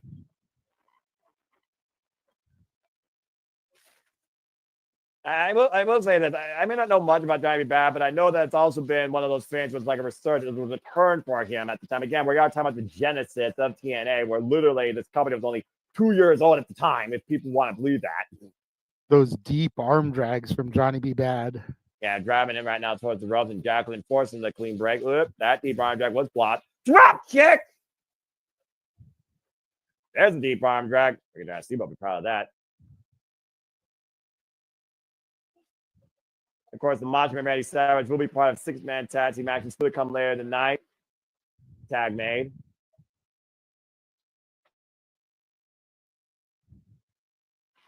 And so far, Jacqueline keeping it nice and clean. It's being fair and square amongst these two duos. Former teams on opposite sides, to your point. Northern Lights with a bridge, too. No. Man. Great bridge against Tampa. I'll give Pat Kenney credit where credit's due. Doug's underneath that cheap shot, though. And swinging with a big right hand and miss, like Ben Gilbertti takes advantage. Pat Kenney driven down to the floor, and Johnny B. Bad might be looking to get bad in this match. But Jacqueline holding him off. Oh, no. Pat Kenney driven right into the steel ring post. This match just feels just so weird. I'm just going to put that out there right now for a number of reasons. I completely agree. Which is probably why you're silent, because I'm just like, this is too weird for me. It's weird on levels. Like I said, you know, you've got former partners on opposite ends of the spectrum. Exactly. You've got all the companies from the Monday Night Wars represented. You know, half of them using different gimmicks, probably because WWE owns the likeness rights and the names for Disco Inferno, Simon Diamond, Mark Mero, even though Mark Mero's his real name, I believe. Well, I mean, WWE says that they own you, so I guess they could try and own your real name too, unless you literally get your own trademark. But Jacqueline is Jacqueline. That's fair. Maybe that's because she decided. I don't know. It's weird. It's just weird. Oh, a series of right hands. Oh man, got dropped. Big clothesline from Siwinger taking down his old partner. Count one, count two, kick out. And black screen. And right now, it looks like he's going for a legal chokehold here on Pat Kenney. And Jacqueline's pretty good here for a referee. I'll give credit's due. Well, don't forget, she was an official in WWE for a spell as well. Yeah, I did forget about that. I remembered her more as a competitor, a badass competitor. Shoot, she was endorsed by the likes of Teddy Long.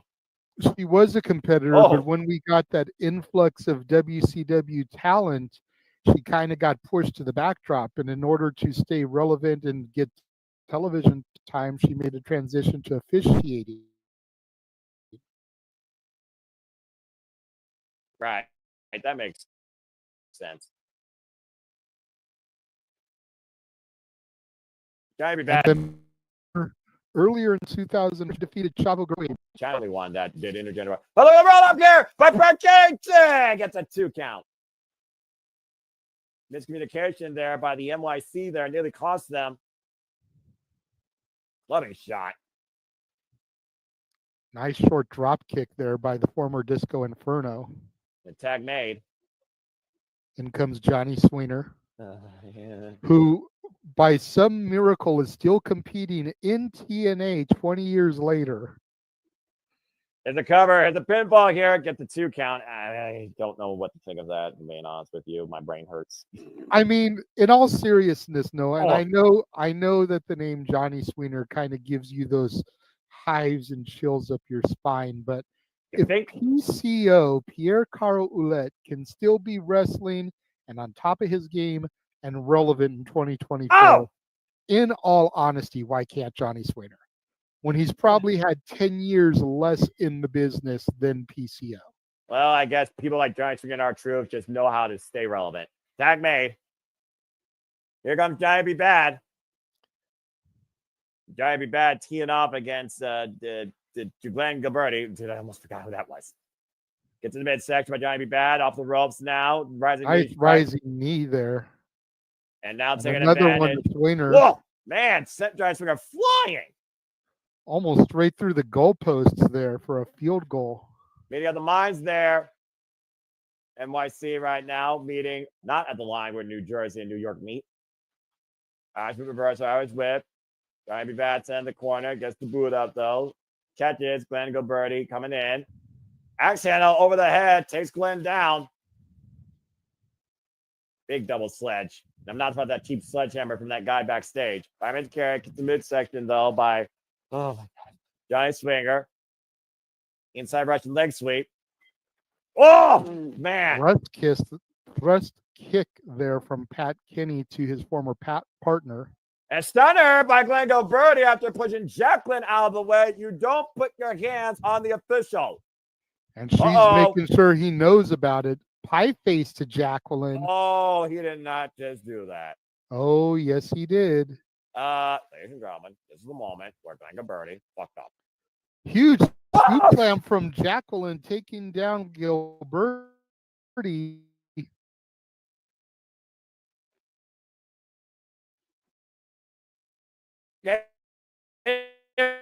Blamer, Johnny B. Bad with Gilbertti. There's the win for Johnny B. Bad. Little bit of trivia, Noah. Do you know who originally came up with the TKO? No. Everyone's favorite substitute father, Christian Cage. You've got to be freaking kidding me. Nope. The way Christian tells the story, he was in the Funk Dojo training for his TV debut, and he performed the move on somebody. Mero was in the same dojo as he was getting ready to come back from an injury, saw him do the move, and was like, dude, you've got to give me that move. You've got to teach that to me. Why did they just put Savage in that car? Trying to take out their biggest threat. But since Mero was coming back to TV, was the more established star, he got the move, hence Marvelous Mark Mero in the TKO. But you can thank everybody's favorite substitute father, Captain Charisma, for the TKO. Well, that being said, I mean, Kings of Wrestling literally making sure that the deck is stacked against their team here as Macho Man's been sent off for a ride. But again, that's still to come. But there you go, folks. Again, Christian Cage, of course, who led a coalition, former, of course, TNA World Champion, and of course, looking to be the future AEW World Champion. Still possession of that contract. We still don't know what's ahead for Christian Cage, Jay White, him and Adam Page regarding the fallout that happened at Full Gear. But it looks like they might be on a collision course at World's End for John Moxley's championship. And of course, we look at the kind of classes that started last night, and we look towards who will face Kazuchika Okada for the Continental Crown also in December. Still so much more happening in the wrestling business here. As again, we thank you all for bringing us in here on your screens on this Thanksgiving, and I hope that you enjoy the coverage. What is this? Ravens, TNA Hall of Famer. Of course, we got Mickie James also, who literally her career was brought to life thanks to this man. As was CM Punk. CM Punk and Julio De Niro, members of the Gathering. Diamond Cutter by Diamond Styles Page. We look back at this video package that brought us to this night. Oh, this should be a good match here. I mean, the history of these two. And of course, wait, bang! Had to say it at least once. By the way, is there any hissing or anything you hear from my end when I'm quiet, any static, or do I sound fine? Because I remember that was an issue last night. Everything good? For the most part, I hear a little bit of static here and there, but it's not where it's like so annoying that it can't be worked around. Well, I think that just comes down to, again, this headset and how long I've had it. So that is the case. Apologies, folks. But again, I only can do so much. So, and it also might be the fact that's probably touching up with my beard. Possibly. But, well, again, the problem with facial hair and also not having an extended mic. Of course, Raven and Diamond Dallas Page have had a number of exchanges here prior to this encounter tonight.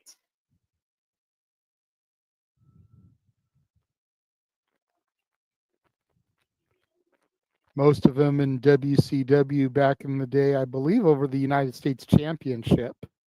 Yep. Both the Raven, nevermore. And is that Eric Watts in the stand?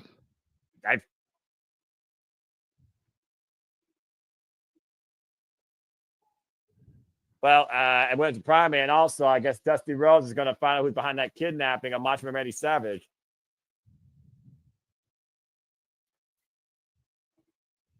Well, here comes Raven.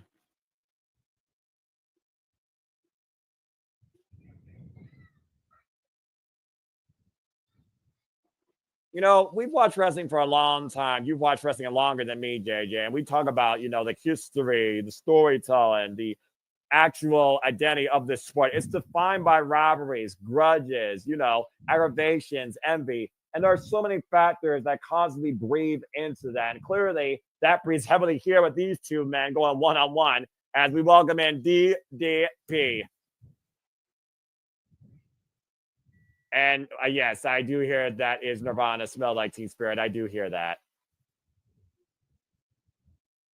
Nice backdrop being DDP. I approve. Of course, the 90s was literally the birth of the grunge movement. So Yep. I'm not surprised one bit to hear this. Well, and the irony is that it sounded like Raven's theme was a slowed down version of Come As You Are. Right? So both men using Nirvana-esque theme tones here. That's not Turning Point. They ain't looking to share music. They're looking to literally trade fists. Diamond Dallas Page teeing off against Raven here.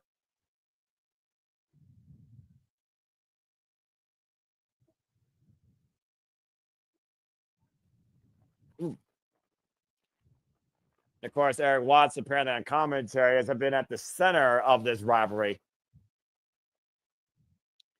See, Eric Watts is another one that I always thought kind of got a bad rep, you know? Right? Former member of Techno Team 2000, if you remember those jabronis.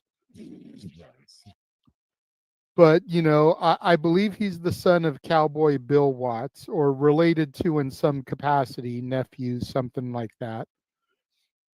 So a lot of people feel that he was kind of like a nepotism hire. But I feel like Eric Watts really did some good work, especially here in the early TNA when they were trying to establish themselves as a brand. And he doesn't get the credit he deserves for it.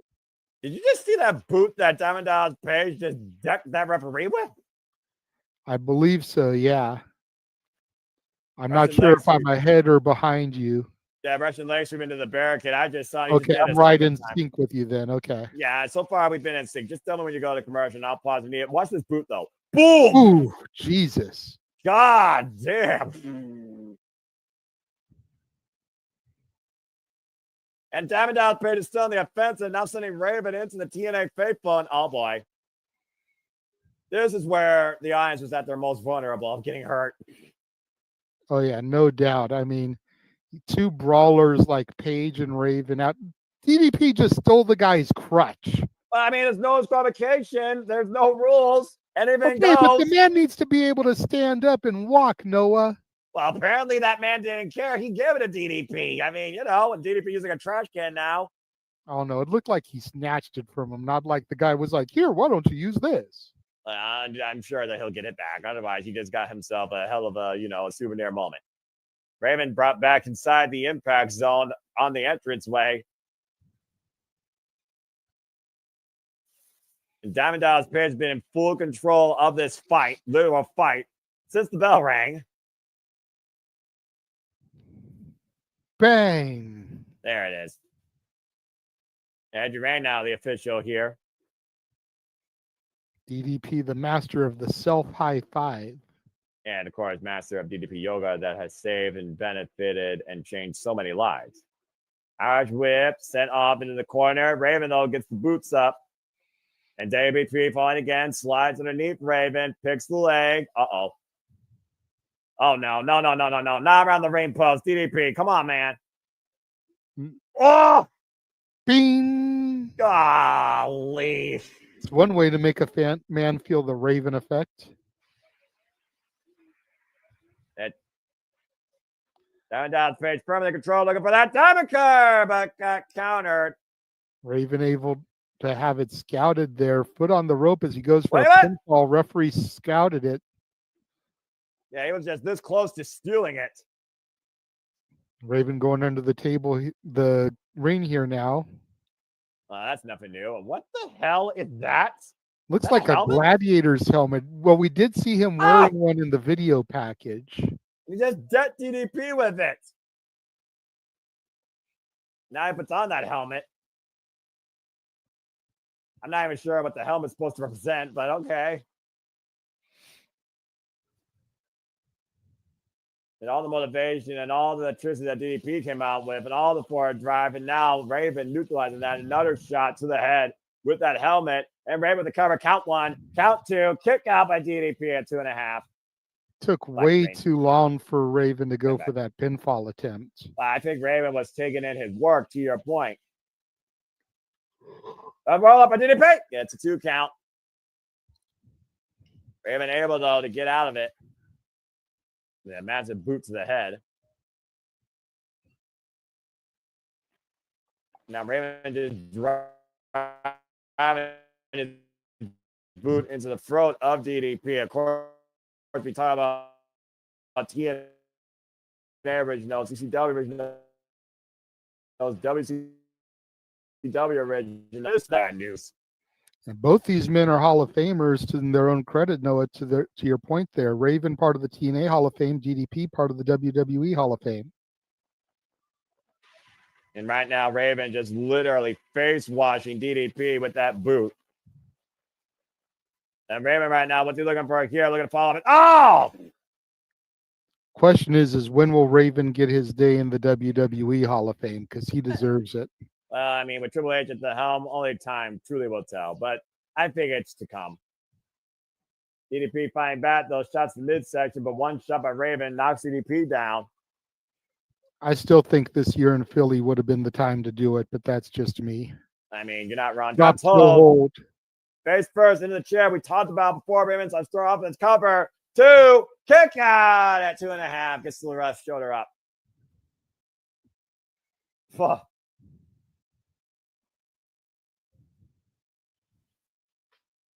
We've seen Raven, of course, use that patented drop toe face for the chair and commercial.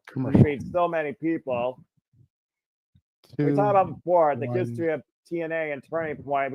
We of course saw the return of the Clockwork House of Orange Funhouse match, thanks to Sami Callihan. And Raven's been literally recently on commentary with Tom Hannigan and Matthew Raywalt and TNA. And to your point, he literally was introduced into the TNA Hall of Fame last year, and he dropped Tommy Dreamer for DDT on the stage. Stupid commercial. And I'm back. Fucking commercials. I'm not trying to go on a rant, but I will, because that definitely will push me to it. You're right. The DDP, of course, has always been a resilient fighter over the years. His own unorthodox specimen. DDP up, though. Oh, wow. Grabbing Raven by the head, throwing him into the corner, and just teeing off the lefts and the rights. Blow after blow, bomb after bomb. Bringing the boom, dropping him with a clothesline. This is clothesline, follow-up, running lariat. Irish whip, throwing off the ropes. Big boot takes Raymond down. He's going to go for the diamond cutter here. Is he going to get it this time? It'll be over if he hits it. Oh.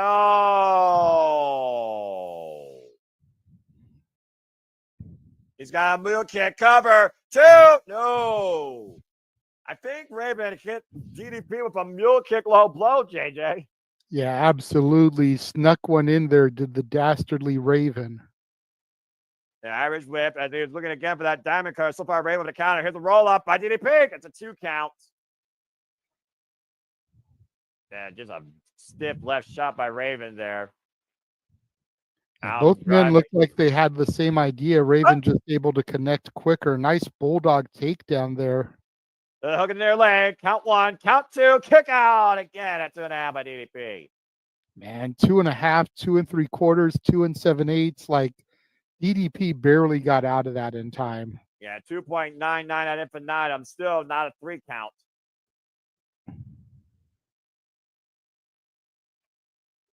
An Irish whip reversal by Raven here. Well, reversal motion by DDP. The waist lock. Missed the spinning kiss. And belly to belly! Huge side belly to belly. Goes right into the cover. Oh!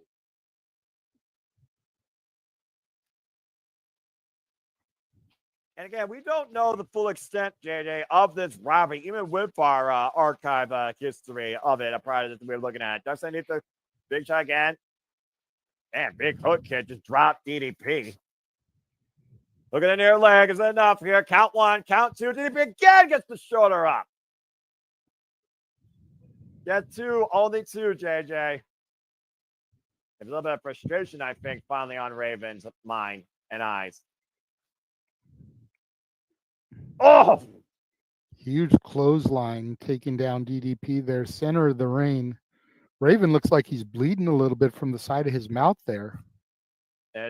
Oh! Diamond cutter connects. Bang! There's the arm drag. Count 1, count 2. No! Not enough body on body by DDP there. If he had been able to get the hook to the leg there, get a little bit more leverage, he might have had that. It should have been over, though. Seriously, it should have been over right there. What the hell? Who is this hooded figure coming down to the ringside area? Well, DDP with the cover. There's 2 hooded figures. Count 1, count 2 again.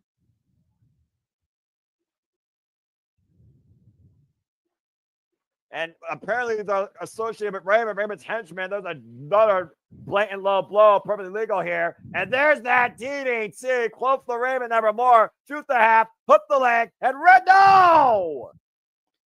Somehow DDP just kicked out of the even flow DDT. The Raven effect apparently is not.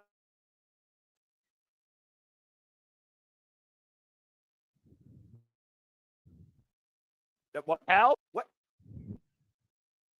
The hooded henchman of Raven now approaching the apron. What's our what? What? Oh, wait a minute. There's a clothesline, though, to both those hooded figures. He said it was going to help DDP. What a massive choke slam. Uh-oh. And another one for the other hooded figure. Man.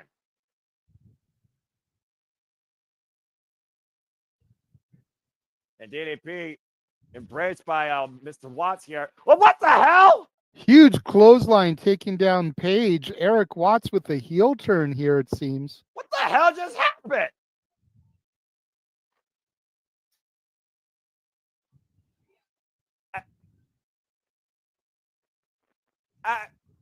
What's his MO? What's the agenda? I thought he was going to help in DDP. What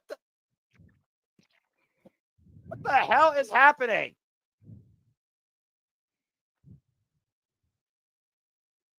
But we're going to settle this issue one-on-one, and Eric Watts right now, goozling DDP, looking to hook him up for a choke slam. What a low blow! Bang! Diamond cutter! One-way ticket to Dick Kick City, followed by the Diamond Cutter. To your point, now Raven back up, though, stomping Page. Well, we're back to what this match is supposed to be, a one-on-one, no qualification contest with the 2 men here. The inside Russian legs to begin. Raven driving DDP back first against the top turnbuckle. The front face left with the Raven effect again. DDP. Bang! Another Diamond Cutter to Raven. He got on at the subject. The awesome DDP with the win! Well, that was a hell of a freaking madhouse.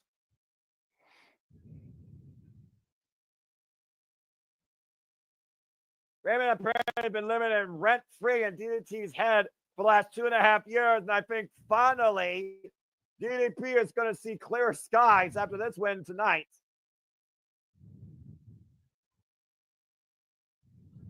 Yeah, it looks like Aaron Watts is not happy, but it looks like DDP is resolved whatever has been holding him back. He said he was going to set it one-on-one, and boy, did DDP did that.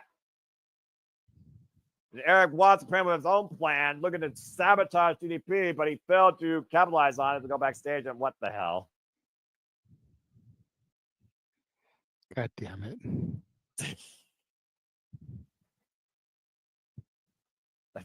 Ryan JJ, I'm going to lose it here in a moment.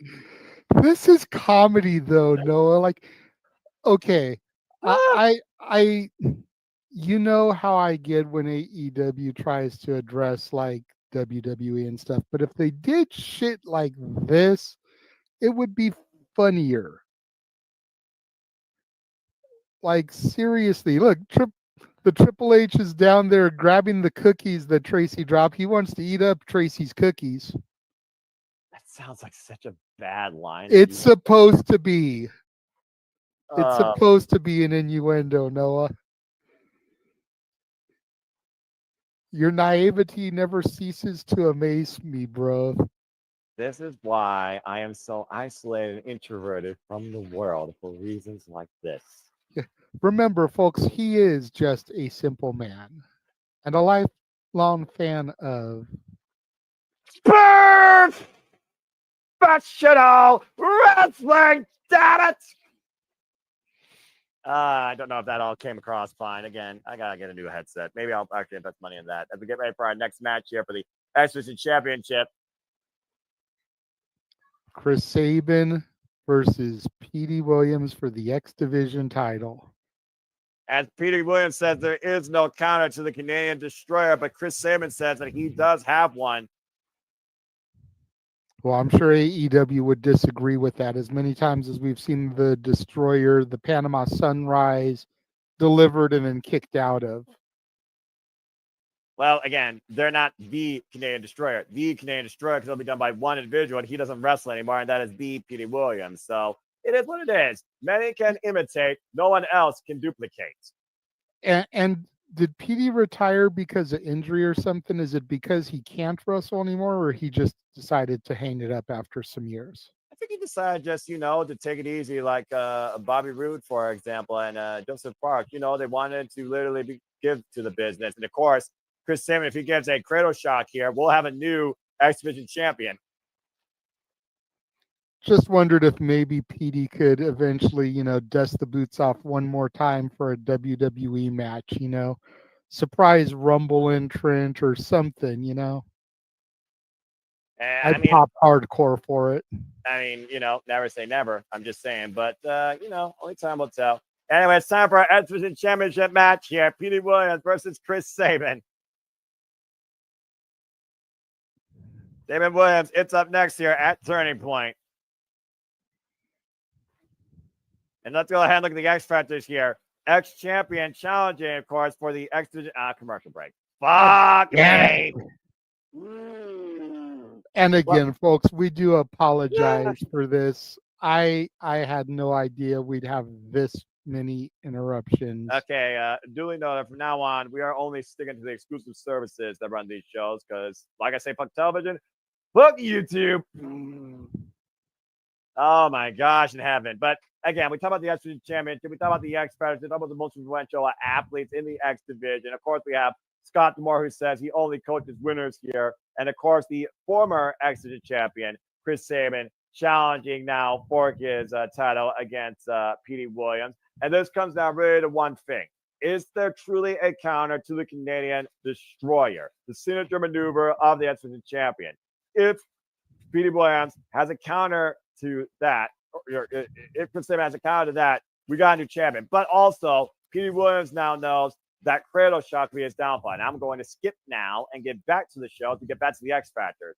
Ex-champion challenging for the X Division Championship again. And now we go to school, it looks like, to see which move truly is the move that defines the best X Division athlete. And can Sabin's counter destroy the Canadian Destroyer? About to find out. Let's not forget that prior to TNA, Sabin and Petey have a history as well. So if anybody can counter the Destroyer, one would stand to believe that it could be Chris Sabin. Who, of course, will now be part of one of the most influential tag team in TNA history, the Motor City Machine Guns, who are now currently in WWE, the SmackDown Tag Team Champions. Hail Sabin. You want to talk about a man that put the X Division on the map that's not named AJ Styles, you got to put Chris Sabin in that conversation. A three-time winner, of course, in the division signature match, of course, the Ultimate X. And once again, that rock and roll version of Oh Canada blaring over the impact zone is our champion, your current reigning and defending NWA, TNA, X Division champion, the Canadian Destroyer, Petey Williams, being accompanied by the coach, Scott D'Amore, makes his way down the ramp. And obviously, this is going to be definitely that's a standard. Over 114 different X Division champions, and that's just a random number. I know it's even higher than that probably. In this company's history, trailblazed by all men, small, big, fast, indifferent.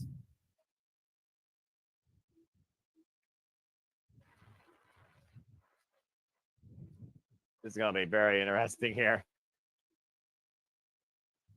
And to your point, again, the history goes so far back with both these men attending the same wrestling school. Yep. Bell sounds, and here we go. Referee Mike Posey for this contest, by the way. Of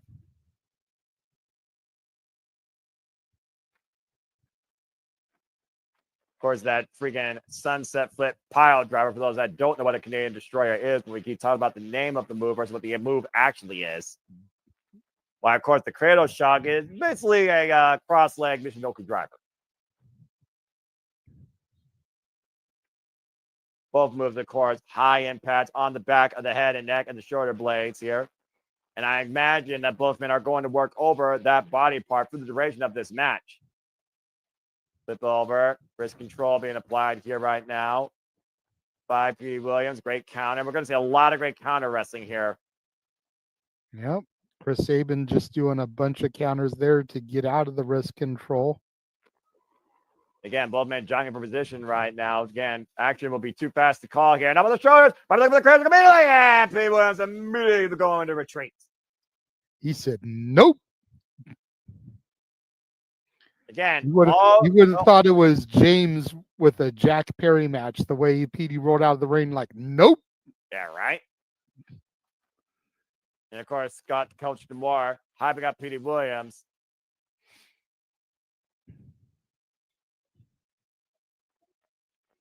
Both men coming face to face, eye to eye. Petey shoving Sabin away from him, and Sabin returning the animosity, the hatred. And the thing, of course, with the Canadian Destroyer, it is an easy way, it seems, seamlessly for Chris Sabin to turn it into his own finisher, the cradle shock. We saw in that video package. Run up the rope, send up, and actually goes underneath. I think he caught the hamstring there. Take out the leg, lateral press, gets a 1 count. Oh, both men back up to their feet. Snapmare. Up kick, though, by Chris Sabin. Catches Petey Williams across, I think, the eyes. And they know each other so well. Again, we talk about the history outside TNA with both these men. Not only currently, but prior to watching it. You even talk about yourself with PWG. As a forearm strikes exchange being applied here by Chris Sabin and Petey Williams. Right now, Petey Williams turning up the offense, driving Sabin to the corner. And Chris Sabin right now lining up the X Division champion. Irish whip reversal, Irish whip. Chris Sabin said up and over. Lands in the apron, though. Petey Williams collides with the turnbuckle. Now Sabin. Springboard, drop kick. Beautiful series of maneuvers there from both individuals. Sabin definitely has the champion scouted here. And clearly this is not going the way that Petey Williams or Coach DeMore planned. Nope, Beautiful. you see Petey Williams calling Coach DeMore over for some words of wisdom. Yeah, Coach DeMore right now calling for a timeout. Just to clarify, folks, Moose right now is the current X Division champion. He's the 109th X Division champion in TNA history. Up the fireman's carry. Whoa, man! Both men up and over. Sabin landing on the protective mats outside the ring. Yeah, you almost thought that Sabin was going to go for an F6 and freaking Petey Williams turned it around and sent Sabin hard to the floor. Knife edge chop. Sabin looking for that cradle shot move so far 2 times in this match. Petey Williams up and over and springboard. Uh-oh. Whoa! Slingshot Hurricane Rana. Great offense there from Petey Williams. A sensational offense being displayed here by the X Division champion. Moose right now, who's the X Division champion for 29 days, again, after being in Speedball, Mike Bailey, who no longer is currently part of TNA. Oh, man. Again, that mule kick there and the knife edge chop by Chris Sabin lining up the X Division champion on the outside. Petey Williams hoisted up now on the shoulders. Oh, and a buckle bomb into the barricade. Jesus Christ. And those aren't those padded barricades, folks. Those are steel guardrails. And what's Sabin doing now? He just jumped over the barricade, now circling around the TNA faithful. What the hell? I'm about to say, are you kidding me? Now Sabin heading back, going up. Let's launch himself.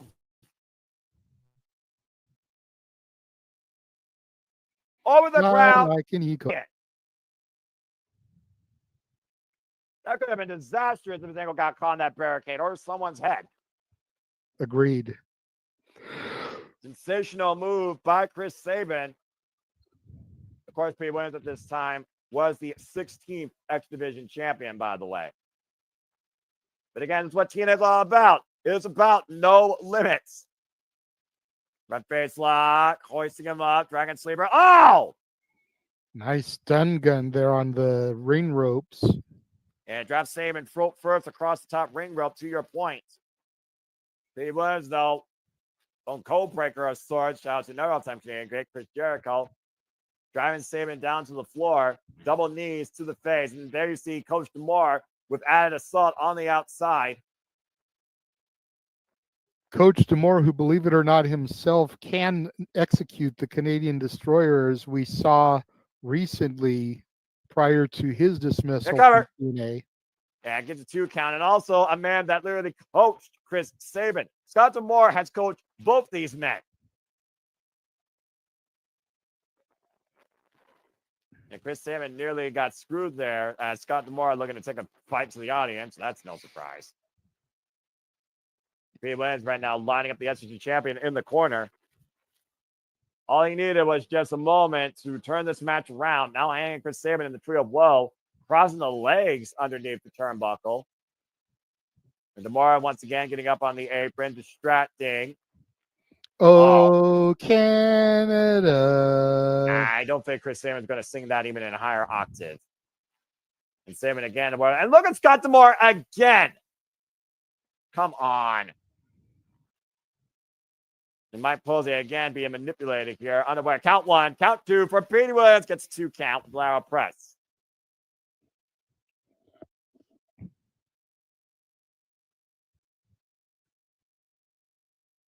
And right now, Chris Sabin with the shots to the midsection, trying to create separation and motivate. Separation and distance there. Yeah, exactly. But again, close range, hoisted up. DDT! Huge elevated DDT there by Petey. Pin! Ooh. 2 count, likely.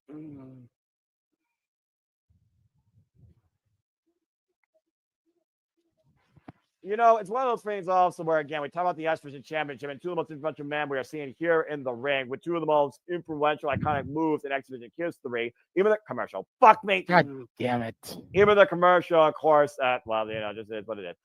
Even the crowd respects both athletes. Even back then in 2004, kayfabe doesn't matter when respect overrules that. When you respect the athleticism and what both men demonstrate in the ring, you don't think about the roles. I got 10 seconds. Of course, Petey Williams, again, you got half the people saying hell Sabin, and then you got the other people chanting for Petey Williams. Some people like a bad guy, I guess. I don't know. Even applied back then in 2000. And I'm back. Scott D'Amore at this point should not be down. He should let these two men, these former students of his, sell it on their own. Snapmare. Petey Williams, though, follows up. Drop kick to the back of the head and the shoulder blades. Petey Williams is taking full control of this match, JJ. Yeah, he's been in control pretty much the entirety of the match. Sabin's had a few flurries of offense, but Petey has very much dominated this encounter thus far. You can think of that one spot where he drove Chris Sabin hard over the top rope to the floor, and he's focused his attack again on the back of the shoulders and the neck, obviously softening him up for that Canadian Destroyer, that sunset flip implant pile driver. Sabin, though, trying to counter, double wrist applied, roll through, count one, count two, get it to 2 count, and again, new champion. Big drop kick, though, to Sabin. The only part of Petey's career that I didn't really get into was the maple leaf muscle when he was running with Scott Steiner and was basically like a mini Papa Pump. Mini Papa Pump. I know exactly what you're talking about. Yeah, I didn't get behind that either, but I remember the promos. I remember the chain mesh helmet on him, too. Yeah, I was going to say, granted, that era is what gave us the Steiner math promo, but I could do without that era of Petey Williams. Right just like I can do without the era of AJ Styles where they turned him into a Ric Flair clone. Let's not talk about that. You know, we talk about TNA, the company that many people thought wasn't going to live to see past 2008 and still lives today, probably in a brighter light back in its original red and yellow nonstop action landscape. But there's some stuff we don't need to recall. And again, close fist and management by referee Mike Posey here. Irish whip reversal. Sabin sent in. That elbow strike. Roll through. Petey Williams hooking up Chris Sabin.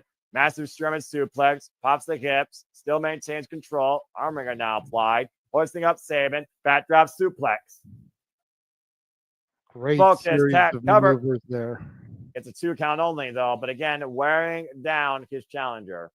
Petey Williams so technically sound, so fluid there, just like a lot of the great Canadians. And Kenny Omega, Bret the Hitman Hart, Chris Jericho, Chris Benoit. Yes, I said his name. And again, Petey Williams so far has not gone for that Canadian Destroyer. And of course, the most influential man in this current era of TNA, also from Canada, trained by Scott D'Amore, Josh Alexander, who signed with TNA Impact Wrestling back in 2017. Leg drop applied, cover, count 1, count 2, kick out by Sabin at 2.5. Chris Sabin fighting with everything he's got, the kickouts here. And you go check out Scott D'Amore's promotion, Maple Leaf Pro Wrestling, folks. They had 2 incredible shows back in October, with many of those people I mentioned were included. Then face first in the top turnbuckle, Pat. Thank you, Internet Archive, by the way. And right now, Petey Williams using the rope to his advantage, literally choking out Chris Sabin. Again, only has 5 seconds, though. Oh, and a cheap shot by D'Amore again. Someone freaking export this man back to Canada. Hey, you can't call what you can't see. Referee couldn't see nothing. Didn't happen. Well, again, if he was going to prove his resident champion, he doesn't need that blatant interference. You're talking about how penalty sound proficient he is. Why does he need Scott D'Amore for all these antics? Because he's a heel. How technically proficient is Ric Flair? Didn't he always have J.J. Dillon? I rest my case, Your Honor. Yeah, it's still that typical mentality where I think an athlete needs to prove their worth on their own. Hello, MJF, who proved me against Roderick Strong. And PD does prove himself on his own. It's just sometimes gotta be dastardly and use what you've got to your advantage. But again, he's so gifted. I don't think he needs that. And that's all I'm saying here. Knife edge shots are now fired off here by Chris Sabin and Petey Williams. Again, Petey Williams with a jawbreaker, stopping that snuff fury of offense, snuffing that out. Now looking to mount the ropes, high in the corner. Chris Sabin, though, drops like a go! Huge overhead belly-to-belly throw after springboarding to the top turnbuckle there. Excellent agility and strength by Chris Sabin. Great quickness and balance by Chris Sabin. Come of a Hail Mary play. But again, I think that also took a lot out of Sabin in the process, slow to capitalize. Severity here for Scott DeMar trying to will Petey Williams back to his feet. And they're both tired right now, but you see Chris Sabin grasping the back of his head and neck. And both these men, great exchange here going on right now. Trading arms, trading forearms, excuse me. There's just massive rights, a hockey fight bringing out here.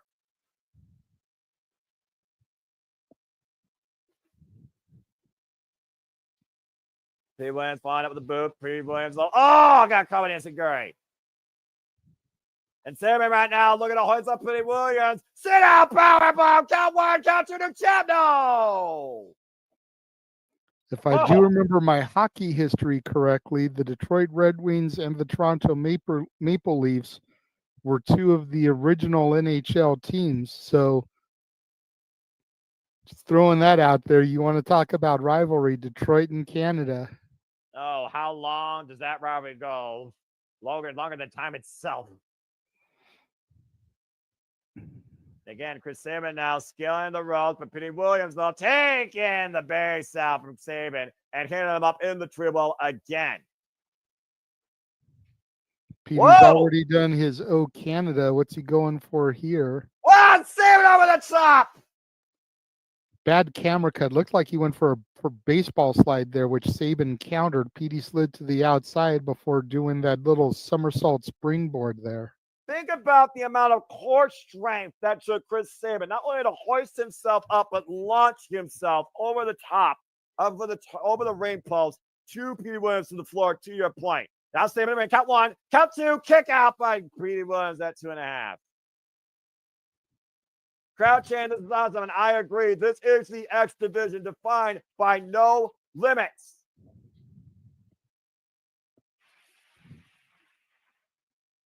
What a friggin' match. Imagine the night. And Sabin right now, what they're looking for here, hoisting up Petey Williams, up and around. Lands on his feet. Oh! And again, Petey Williams countering Sabin, inside Russian leg sweep. I think Petey's ready for it. I believe that's traditionally his setup. Yep, you see the hand there. Gonna start roping him in. Get to the midsection, looking to hook him up. Up, wait a minute. Chris Sabin, got over the shoulder, spear shot. No reversal. Roll up and Petey Williams gets a 2 count. Now stepping through. Sharpshooter. Looking for the submission win. Shades of the excellence of execution. Bret the Hitman Hart with the sharpshooter. And even going back further, Owen Hart, a Hart Foundation staple. Sabin's going to try and make it to the ropes, but again, Petey Williams dragging him towards center. And that is dead center of that 6 sides. Critical situation here for Chris Sabin. And can he endure the pancakes into the ropes? Woof. Again, that core strength of Sabin being displayed there, the way he was able to use his arm muscles to crawl to the ring ropes there while Petey had him trapped in the sharpshooter. And think about how much strength that exhausted out Petey Williams just to try and keep Sabin back away from the ropes. Hoists up again, lands on the apron. Knife edge chop blow rocks the X-Division champion. Brings him down on the apron. Keep your eyes on Chris Sabin, though. Dangerous intentions. Got him by the head. Front face slap being applied. Now what the hell is this? Looks like he might be looking for an avalanche vertical suplex. Williams fighting him off, though. And again, both these men, a very precarious situation. Petey Williams. Oh, dear God. Looking for that sunset flip powerbomb. And again, the strength of Chris Sabin holding on to the top rope, finding Petey Williams off. And look at oh, man! Up and over, floats through.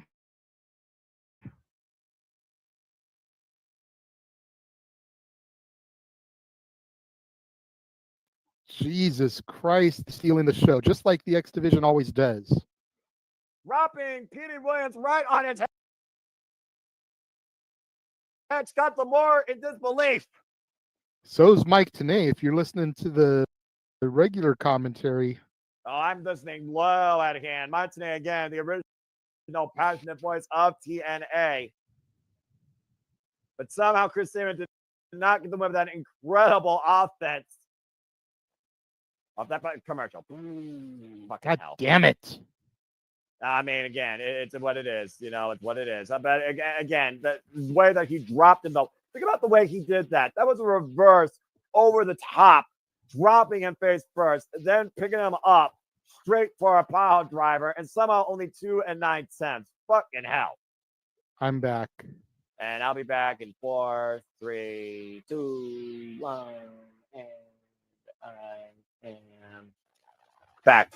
That pile driver wasn't enough here. Front face up being applied. Looking to hoist him up on the shoulders. Wait, Petey Williams. Change of position. Oh, Sabin though. Come up. Cradle shock. Oh, come on. Scott D'Amore getting involved again blatantly. Then wait a minute. What the hell is Petey Williams looking for? What the fuck? Is that a knuckle duster? Oh, no. Not like this. It's the classic screw job. Petey Williams retains. Your winner and still NWA TNA X Division champion, my brother from a Canadian mother, Petey Williams. You want to talk about a blatant, desperate man who knew he was about to meet his match? He knew if that cradle shock hit, he could kiss his title goodbye. Scott D'Amore knew that as well. And Petey Williams took the cheap way out. He didn't hit the destroyer, so he used nothing but brass knuckles to escape. Escape with the title. And here comes the celebration, the celebratory squad, Team Canada. Noah, you're not a rookie to professional wrestling. No, but I damn sure am passionate, and I don't give a fuck what you tell me about heels, coaches, managers. Fuck that shit. I'm a guy that's about the best in competition, the best wrestle, the best win, because they are capable of winning. Petey Williams at this time proved nothing but a chicken shit. As we are going backstage now with who the hell is that? All I was going to say is win if you can, lose if you must, but always cheat.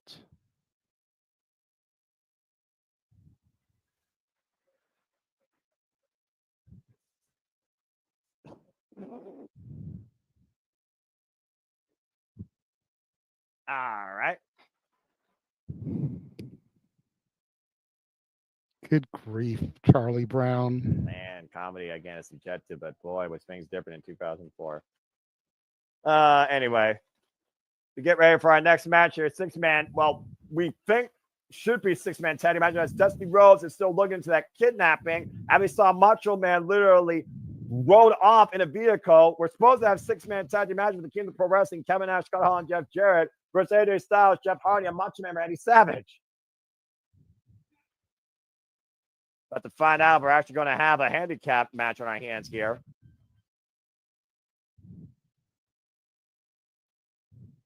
Oh, good grief. These Elvis Presley wannabes. Mm-hmm. And then again, that's the story of every desperate soul in Las Vegas. And who am I kidding? This is fair. It's not me when I'm telling lies. And there's Double J, Jeff Jarrett with the guitar in hand, and of course, the current NWA World Champion. Oh, boy. Sorry, I got a little bit hot there, but that's what happens with my passion sometimes. You're fine. Well, my blood pressure may not be, but I appreciate you always. I'm always going to believe in the justified winning. And that cheap ploy by Jarrett Holland Nash gave them a hell of an advantage here, it seems, tonight. And clearly they knew that AJ Styles, Jeff Hardy, and Macho Man posed a threat. Well, of course they did. I mean, it's the Macho Man Randy Savage. Like, seriously. Oh, good Lord.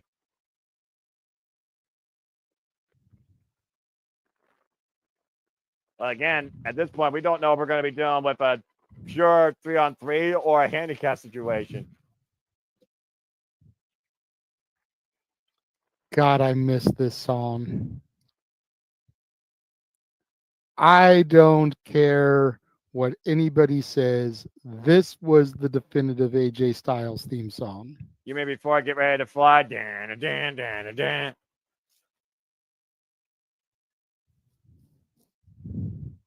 I mean, yeah, this is literally the Genesis. Again, we talk about we're going to cover Genesis in January. That is the Genesis of AJ Styles, Mr. TNA, the phenomenal one of this wrestling game. Inspired by the likes of Kenny Omega, who's inspired countless others, including the cleaner himself, Amlo Ospreay.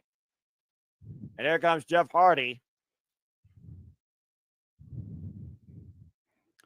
The first time we really ever saw his music passion as Peroxy Gin, Jeff's band always did his TNA themes. Yeah, about to say, and you could go through an archive of those themes, including when he was at his worst during the era we don't talk about.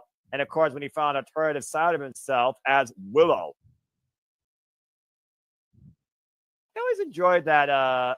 Which one was it? I think it was the one that was like, and then let every hand down inside. There are too many themes. Too many themes. I can't pick up all of them. All the themes. All the themes. Damn it. Yeah, real music.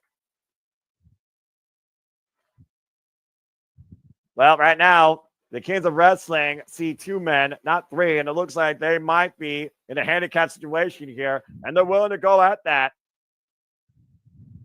They're not going to back down. You know that, JJ. Of course, good guys don't back down from a fight. They do whatever they got to do to defend their honor and their territory, and that's exactly what the phenomenal AJ Styles and the charismatic enigma Jeff Hardy are looking to do here tonight.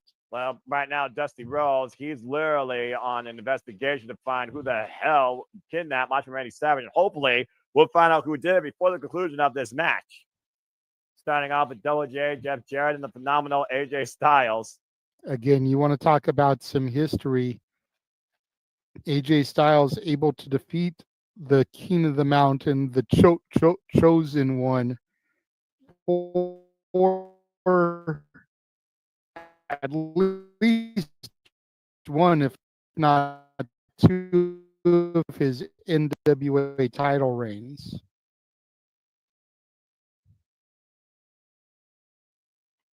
Want to talk about one of the most incredible matches in TNA history. You're literally checking up the archives there. I remember watching AJ win his first world title. Yeah, AJ Styles, to your point, a 2-time NWA TNA X champion. Of course, previously, former Ring of Honor Tag Team champion. The accolades in AJ Styles' career is absolutely tremendous. In 2003, to your point, he was the NWA World Heavyweight Champion, 133 days. That's a that takeover there by Jeff Jarrett. The head scissors, though, by AJ Styles, trapping Double J. Double J able to reverse his body, escape, side headlock. Of course, we talk about the influence of the Jarretts on the wrestling business still to this day. It looks like he finally got 25 years plus a closure, though, with his longtime friend Owen Hart, thanks to basically expressing his love and gratefulness to Owen through Marfa Hart this past year in the Owen Hart Foundation tournament. Whoa! Great offense, takes Double J down, blocking the hip toss, though, and a stiff shot to the midsection. And that was a hell of a moment to witness there for long-time wrestling fans. Yeah, no kidding. And look at that high drop kick by AJ Styles.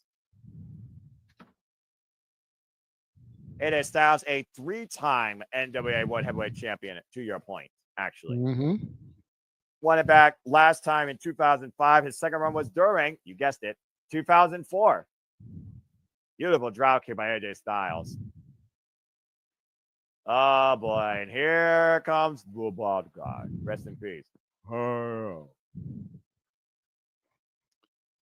Scott Hall, Reza Ramon. And man, Scott Hall really got into the gimmick of this. Like, Yeah, right? Jarrett and Nash were still kind of Jarrett and Nash once they got to the ring, but Hall, man, staying in his jumpsuit with the Wolfpack blood kind of on it, giving that whole red and black NWO feel to it. Man, Scott Hall committed to the gimmick. Scott Hall was always a committed worker to the business. He wasn't in it for just the money, just saying. And again, he played his role. He knew what he had to do, and he did the best that he could with what he was given. Chelsea Green is the definitive example of that today. And Nick Aldis literally says that's probably his favorite and easiest worker to deal with. Drop kick by AJ Styles. And AJ Styles, probably the most effective dynamic worker in the business. Wherever he's gone, he's got gold. Former Rep Pro Heavyweight Champion, former IWGP Heavyweight Champion, former TNA World Heavyweight Champion twice, and of course, a former WWE Champion. I take that back. Nash is still in the jumpsuit also. But Jarrett ditched it and got down to his tights. And here comes Kevin Nash stepping over the top rope. Careful you don't tear a quad there, Big Sexy. Commercial. Yeah, about to say, how many quads did he tear? More than Shane McMahon? Oh, sorry, Josh. Did I say it out loud? We got another commercial break here. Of course, talking more about, the outsiders and how they literally ruled the outside WWF when they went to WCW, invaded TNA after the short stint in WWE, and then looked to get back in TNA again back in the of 2010. And again, we don't talk about that for reasons. And again, fuck YouTube. All right, and I am back. And again, that was a nice. What? I said I'm not. Okay, well, just let me know. And then let me know when you see him do a high kick where he almost tears his quad. Oh, sorry, did I say that out loud? I'm just being honest here. I mean, we're just being honest here. We're being honest. I'm just saying. Anyway, I do wonder though with AJ Styles' recent injury. Okay, with the recent injury he got, I wonder if he will get that, poetic, fitting, deserved end to his career that we're going to get next year with Hiroshi Tanahashi and John Cena. But again, talk about that later. Big knee in the midsection. And the elbow across the back of the head, dropping AJ to his knees. And again, Big Daddy Cool Diesel, slow, heavy hitter. Former WWF champion. Of course, we covered that WrestleMania. And hoist that's underneath. Drop kick, six him off his feet. Beautiful drop kicks by AJ Styles. Trifecta taking down each member of the Kings of Wrestling.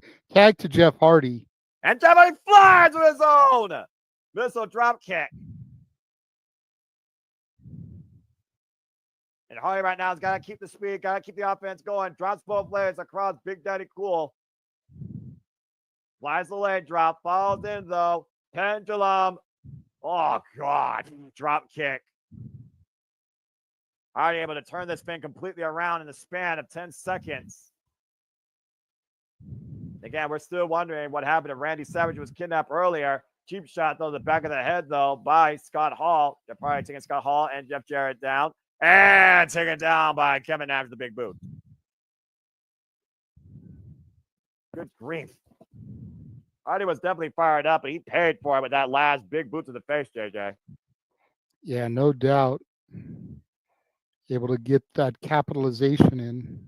Jeff Hardy, of course, currently with his brother Matt Hardy, the TNA Tag Team Champions once again. And they will be in six-man tag team action at Turning Point tomorrow night. Teaming up with Ace Austin against the Rascals. Rushing down. Heck of a move right there. Oh, good grief. I'm still annoyed by that Fargo strut. You will forever be annoyed by that Fargo strut. You damn right I will be. Plumbing shot now. Scott Hall legal. Some point you're going to have to get used to it, Noah, because we do live in Jeff's world. Jeff's world. Never. I will never sustain. Oh! Big choke slam, lateral press by Scott Hall. 2 count on Jeff Hardy. Hardy powers up before the 3 count. An attack made to Kevin Nash. And Hardy reaching over, trying to make the tag to AJ Styles here. Action has definitely slowed down in favor of the Kings of Wrestling. Oh! Big side slam drop cover, hook the near leg, and AJ Styles forced the break.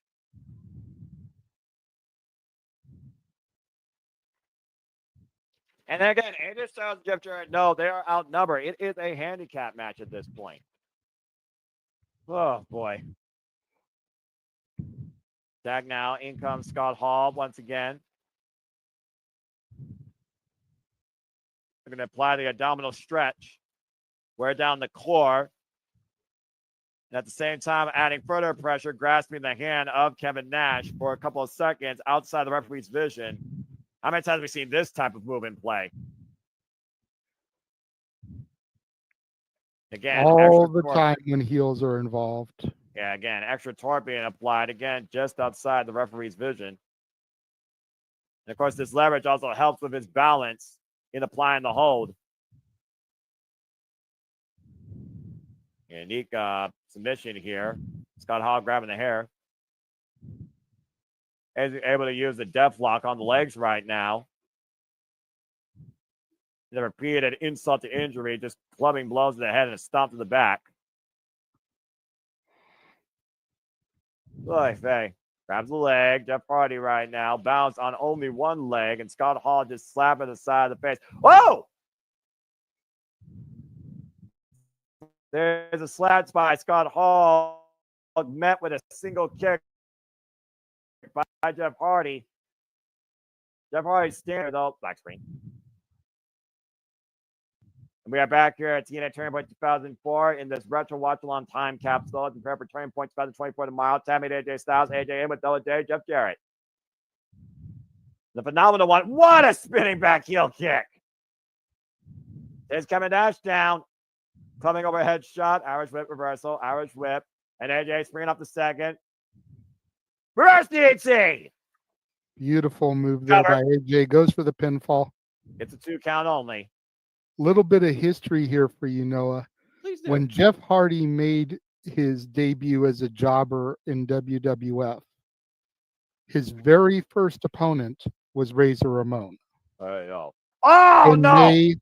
In May of 1994, almost 10 and a half years prior to this match. Yeah, of course, you remember that light up entrance. So how's that for a little bit of Circle of Life synergy here? I mean, again, things seem to always go full circle in the wrestling business, one way or another, even if it takes 25 years in certain aspects. Take a look, by the way, at AJ. Messy landing across that top rope, that steel cable taunted to the max after Kevin Nash took the feet off from underneath and looking for a big springboard forearm. And once again, the Kings of Wrestling have regained control. Scott Hall's league with phenomenal AJ Styles. An Irish whip, throwing up the ropes into the close on AJ Styles, looking to pick up speed again. Scott Hall catching AJ, though. The power of the bad guy. Whoa!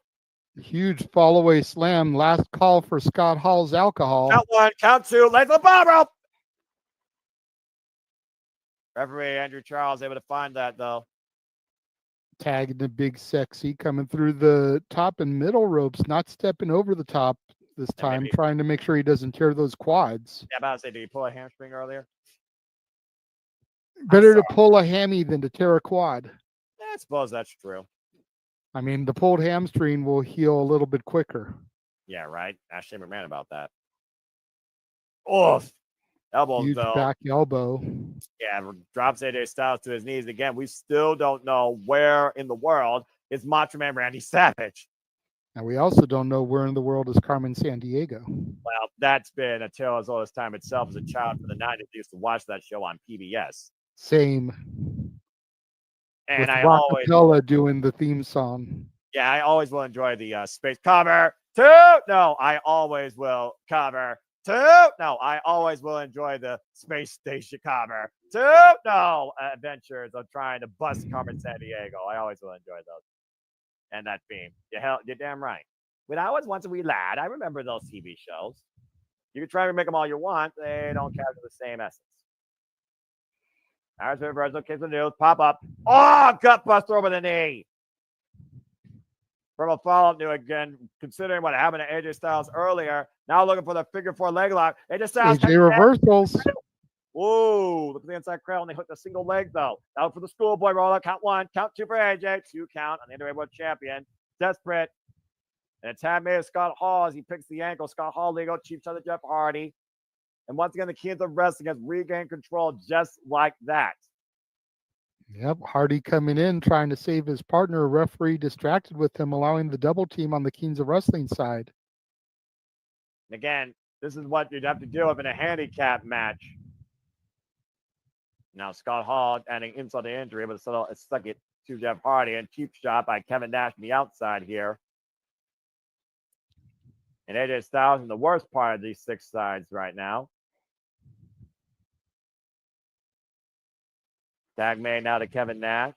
Oh, here he comes over the top rope, feeling froggy this time. Yeah, that's the most speed I've seen so far this match from this man.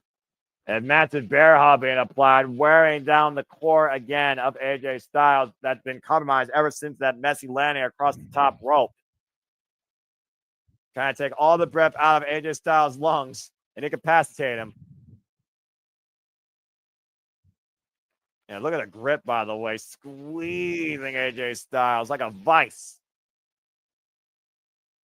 You see how those series of moves affect AJ, though, as he's still trying to fight back with elbows to the point of the ear of Kevin Nash, finally forcing the separation, trying to take the daddy cool off his feet. Great separation, though. Lunges forward, looking to make the tag to Jeff Hardy, inches away, fingertips away. Tag finally made. Jeff Hardy now legal, but the referee didn't see it. Scott Hall distracted Andrew Thomas, and the Kings of Wrestling once again take advantage.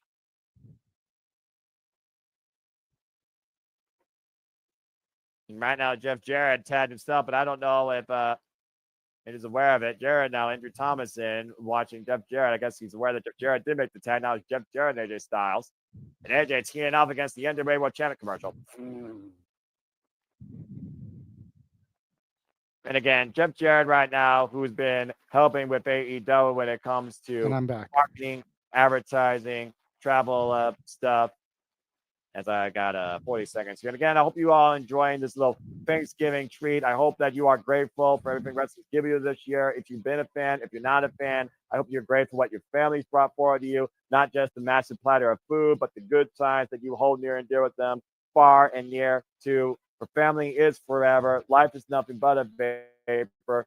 Support one another, respect each other, get through life together. And again, JJ, I hope you and Natalie and your entire family, CC, have an absolutely joyous and wonderful Thanksgiving. As same to you and your mom and your family as well, your little Ella and everybody. Well, I mean, if you ever want to see the softest side of me, she definitely brings it out. Anyway, I am officially back. And we are back here. Of course, we are thankful for what TNA has brought only to us, not in 2004 only, but of course, still in 2024, back to its true roots, the red and yellow. 4 sides of reign, the total nonstop action it's been tried and known for its entire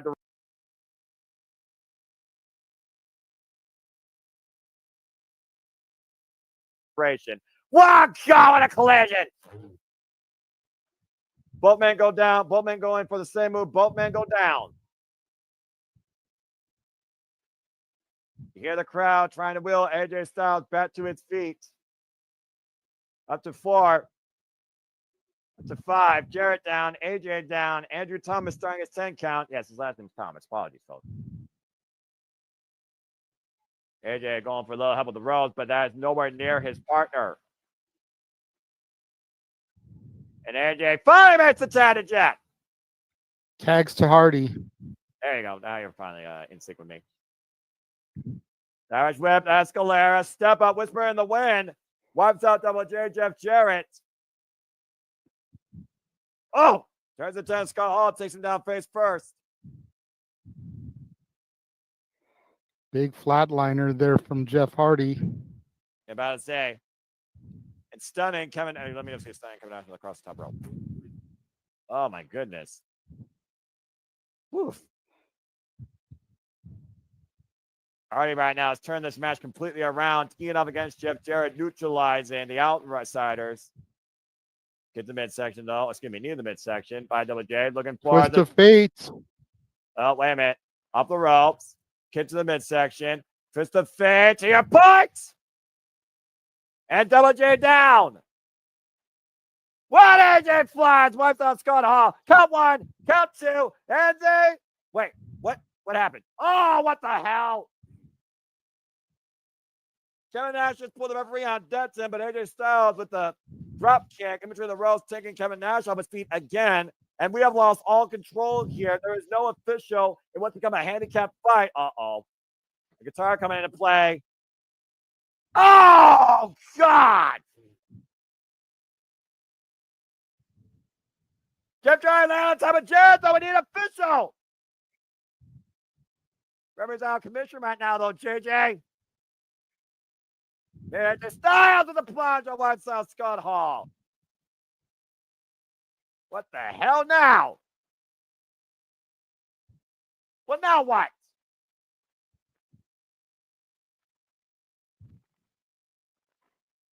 Everybody's down in this handicap match. Guitar split across Jeff Hardy's It's back. the Macho Man. What? Oh, shit. He's making his way to the ring. And it's on the apron.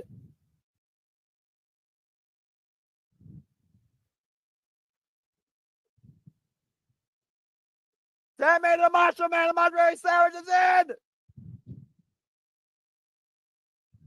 You just took Jeff Jarrett. The Macho Man is running wild here in TNA, wiping out the Kings of Wrestling. Savage taking it to all three of them right now. Double J, Irish Whip, reversal. Uh-oh. Sleeper hold, sleeper hold. Macho Man fighting back, though. Throws Jeff Jarrett into the ropes and tries to on his own. He's got a lot in. Gets to the midsection. Kevin Nash trying to come in, though. Jeff Hardy, though, with a sleeper hold to Scott Hall. AJ Styles, sleeper hold, jumping on Kevin Nash's back. The King's in trouble. Sunset flip. Macho Man, though, catching Jeff Jarrett between the eyes. Sends the guy count 1, count 2. Got him! Macho Man Randy Savage just pinned the NWA World Heavyweight Champion. The Kings of Wrestling plan backfired. What is Jeff Jarrett? How the hell did Macho Man find his way back to Embrace the in the arena? middle of the ring. Who cares how? Fact of the matter is Savage returned just in time to make the save and get the pinfall in his last ever professional wrestling match. Hearing this, the pomp and circumstance rocking variation. Oh, that's incredible. Is it me or does Macho Man look a lot like Mr. T? Ridiculous. I'm sorry. Yeah, I can see it.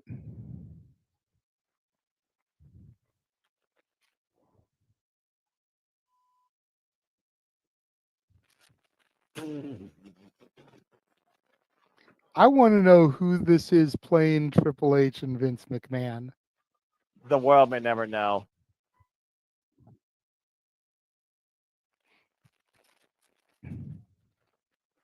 Well, anyway, welcome back to Tournament 2004. Again, fuck YouTube, fuck advertisement, fuck television, fuck commercials, fuck monopolization, fuck big corporations. But God bless all of you and your families. And again, today, God bless you. It's been a lot of fun. It's been a wild, ruckus time here as we look back at the time differently in TNA Turning Point 2004. And the fact that we just saw Macho Man Randy Savage in Jeff Jarrett, that's freaking awesome. Yeah, no doubt. You wonder what the Dusty Reds thinks about that humiliation to the champion. I mean, in my opinion, I think Macho Man just earned a shot at the title. Well, one would think, but as we know and as history has told us, that was the finale of Randy Savage in TNA. So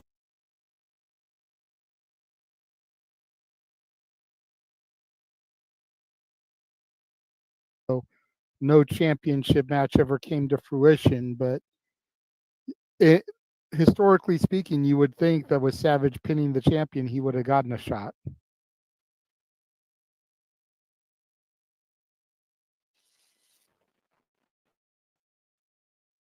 And of course, they're talking about their next pay-per-view event right now, back in their time frame, which and their 2024, where again, folks, tomorrow night we'll bring you coverage of Turning Point 2024. But come next month, in the end of TNA's pay-per-view calendar year, we will, of course, bring you coverage of Final Resolution. And what final resolutions will be settled and made and actually achieved come December. Stay tuned. Check out your calendars now. Final resolution, of course, will take place on, I believe it's Sunday, December the 15th, I think, or is it Friday the 3rd? I gotta double check my calendar because we got so much coming up in December, JJ. We got, of course, your NXT, the final PLE of their calendar year, NXT deadline. Oh, wait a minute. The camera?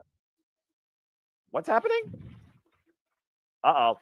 Something's happening outside of the production truck. Oh, this is TNA. We've seen enough debacle out there. That's Dusty Rhodes.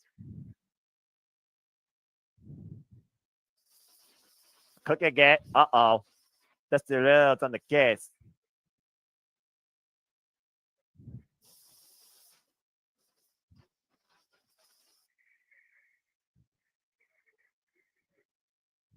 Still Wrestling Entertainment.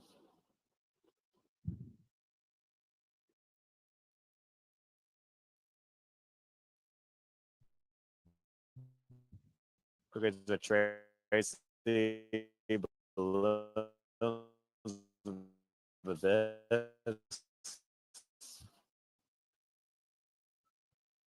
Real K, Truth and BG.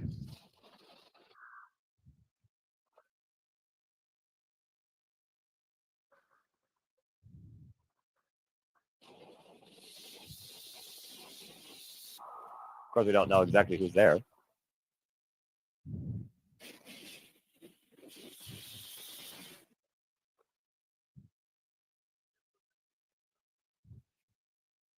Who's that? Do you figure out who the hell it was? I'm not sure. It almost kind of looks like Palumbo. Yeah, it looks like. But Chump Palumbo was also a wild man, to be fair, too.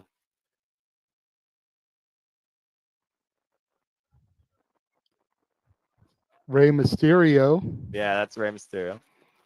You can tell by the size. Yeah.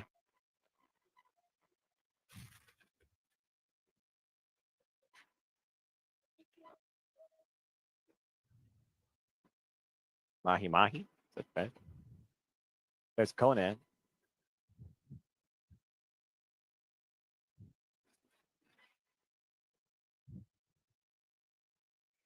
So this must have been the cookie.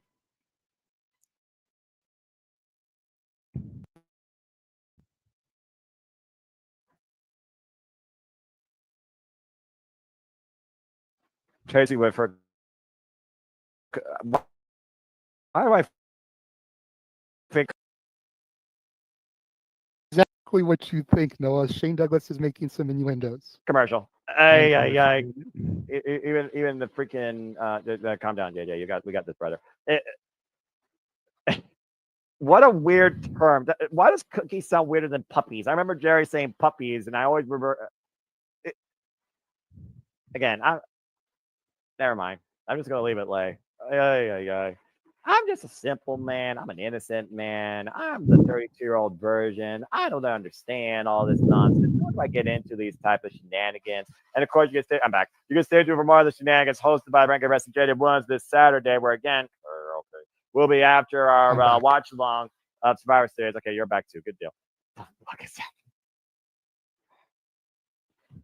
Since you're going to be a couple seconds ahead of me, just pause when this segment ends, and I'll let you know it ends on my end. All right, sounds good. This is a long segment. See,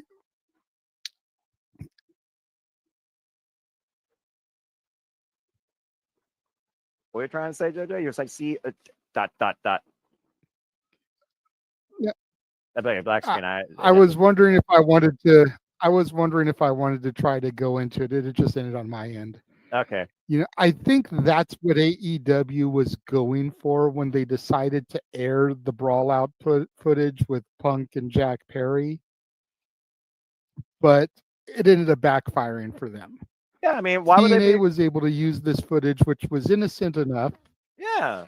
And it really kind of helped them in the long run because they, at least it appears from the footage that was aired, were just trying to be a welcoming committee, and WWE wanted no part of it. Well, of course, back into that previous regime, WWE didn't want to work with other companies either, while Triple H has welcomed other companies with arms wide open. And again, folks, just to clarify, final resolution for TNA this calendar year will be Friday, December 13th. And that's the last event of TNA's calendar year for 2024. So please stay tuned for our city predicting and our watch-along coverage of final resolution Friday, December 13th. Let's go ahead and turn the clock back as we get ready for our main event. 17 months ago. 4 sides of steel. Steel cage. Blocked with a steel chain.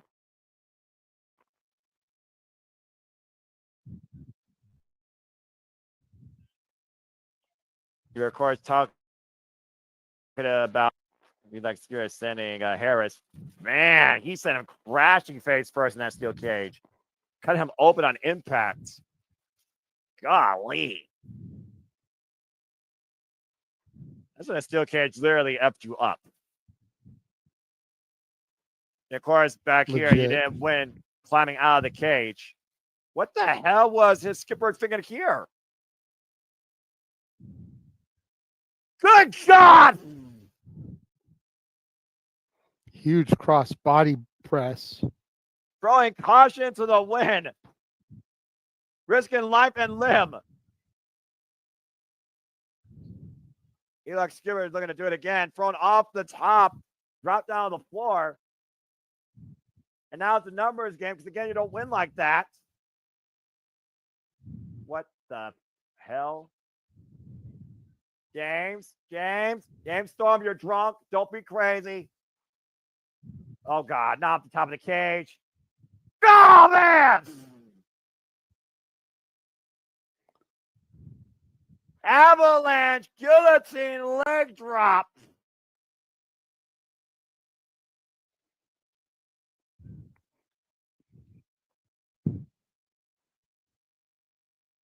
And that's the rematch. American Action Triple Most Wanted. Inside 6 sides of steel. And this is all about proving who the better team is in TNA, JJ. Yeah, absolutely. The 2 most dominant tandems at the time.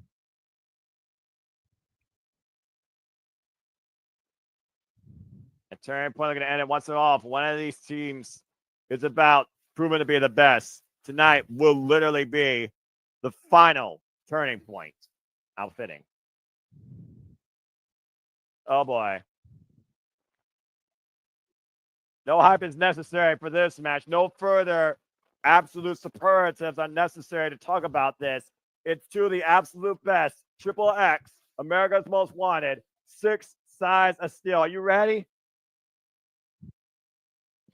I've been ready. This is the whole reason I wanted to do this retro watch along. And you know what you're going to do when that moment presents itself. And I expect you to do it. YouTube, don't fuck this up.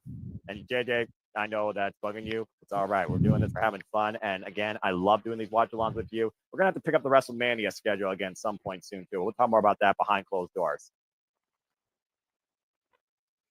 Triple X, Christopher Daniels, the Fallen Angel, and Elix Skipper.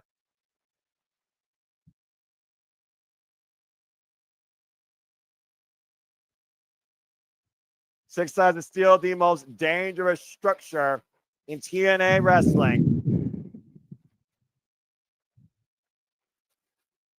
And look at that thing. It's a massive structure. No roof and literally no sort of bounce up at the top.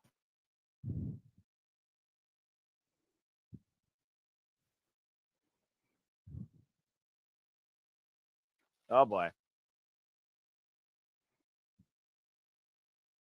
And here comes America's Most Wanted.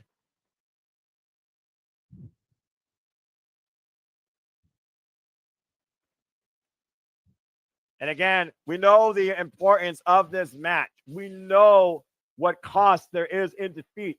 The losing team has to disband forever.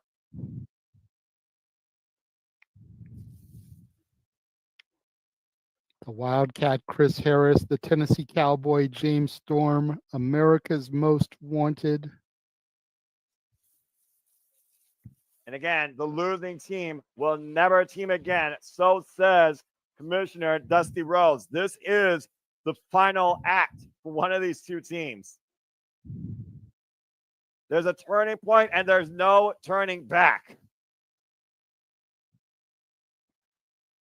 And we've seen Triple X use the handcuffs on AMW in the past. To your point, Chris Harris holding a pair of handcuffs and literally beat the hell out of him. I guarantee you that's on the minds of America's Most Wanted tonight.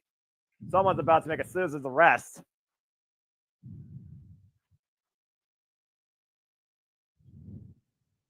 Man, all four of these men look extremely focused, JJ, and I think it's far more than just the team's livelihood right now that all four of these men are thinking about.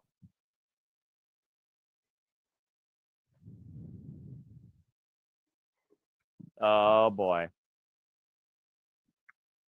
Christopher Daniels with that kinesio tape on his left shoulder.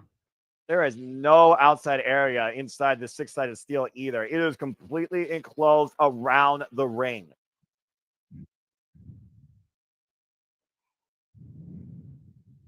And of course, this instrument of destruction can be used as a weapon.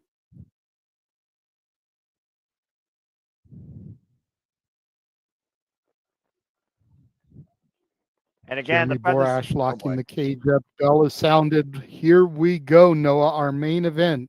And think about this, JJ. This is not 4 sides of steel. It's 6 sides of steel. There's even more danger involved with those corners of the cage versus the flat faces.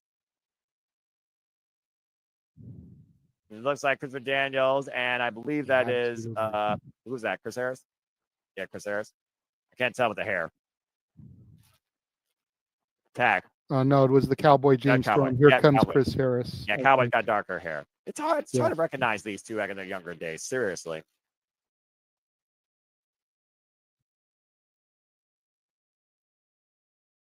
Chris Harris is just slightly taller by like an inch and a half to James Storm. I guess you call it. And Harris figured it out. It's interesting how it's being treated almost like a traditional tag team match, though. They're just keeping the action inside the confines of the 6 sides of steel. Oh! You got to wonder how comfortable that is for the people on the outside. You basically got that metal rod that's going around the middle of the cage right in your back and your solar plexus. And if not the metal rod, you got all that cold steel grazing your back. Series of shots applied to America's Most Wanted. Now looking for a double team against Christopher Daniels. Christopher Daniels, great counter wrestling, though. Swing and a miss, hoisted up. Prevents the Manhattan drop. And again, right to the side of the head. America's Most Wanted, though, hoisting up Daniels. Oh, jeez. Face burst into the cage there. It drove him right into that cage. Neither skipper just got decked by James Storm. I imagine they're going to win this via pinfall or submission, by the way. And again, oh no, Daniel's face literally being great. And we see our first casualty here of the 6 sides of steel, JJ, claiming its first victim. The fallen angel already blessed it open, bleeding profusely there. Armor applied, tag made now to Tag James to the Storm. Wildcat. Oh, excuse me, yeah, again, they're here. And commercial. That's all right. You know, there weren't that many 6 sides of steel in TNA history, even when they brought the six sides of steel back, which I also kind of find interesting in a way. I think they knew how dangerous that was, but also how hard it probably was to set up, you know? Of course, they Yeah, also I mean, well, don't forget for a while there they had lockdown where every match Yeah. was inside the six sides of steel. Yeah, exactly. But again, that also had a roof on it too. This has no roof on it. Remember that one cage they also had with the six sides of steel? I think it was a different evolution of it that also had a roof on it at the top. To your point, it was like red. I'm not sure that was leave a lot down though or something completely different. I thought it was an X Division focused thing. But I'm trying to remember. Again, early history of TNA sometimes is cloudy in my head. So, and I'm 5, back. 4, 3, 2, 1, and skip. And I'm back too. And again, Christopher Daniels, like you said, busted open completely. I do like, again, fuck YouTube, fuck YouTube, fuck YouTube, fuck YouTube, fuck YouTube, fuck YouTube, fuck YouTube. For life. And black screen. And we are back here at TNA Tournament 2004. Six sides of steel. One team will disband forever. AMW right now taking advantage of a busted prone Christopher Daniels as Triple X is trying to preserve their tag team way, driving him into the steel cage. Helix Skipper and Christopher Daniels with the double team now to Harris.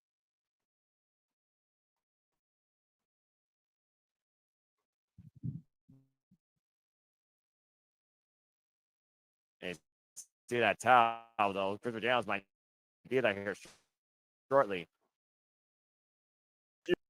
Lays him across the prone body of Harris. See the teamwork on display here, JJ. Yeah, no doubt here. Both teams know each other so well. It comes down to that experience, knowing that you have that non-verbal communication, but that constant awareness. And Harris stopping himself from colliding with the steel cage. The Felix Skipper was looking to send him face first into it. Tag made to Daniels. And look how high this cage is, by the way. I just want to put that out there, by the way. Look how high this thing is. 20 feet high, I think. Easy, a good 15, 20 feet. Yeah, I think it's about 20 feet, honestly. It looks literally if you were to stack the ring on top of itself.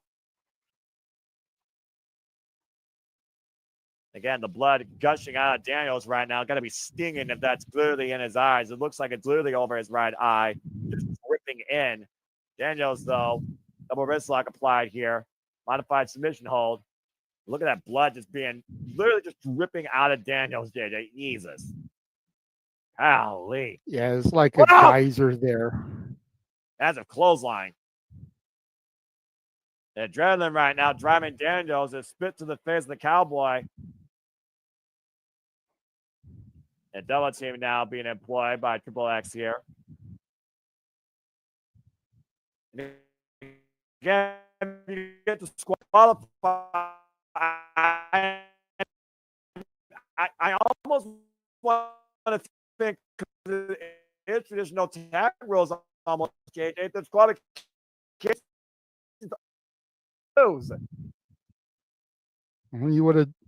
You would think so, but you've also got to figure that with stakes like this, the referee's probably going to be a little bit more liberal as far as calling for a DQ. He wants a victor. He wants a decisive finish. Considering this is literally that's why they're trapped inside the confines of a cage in the first place. Catapult and Helix Skipper goes face first, I think, into that corner beam of the steel cage.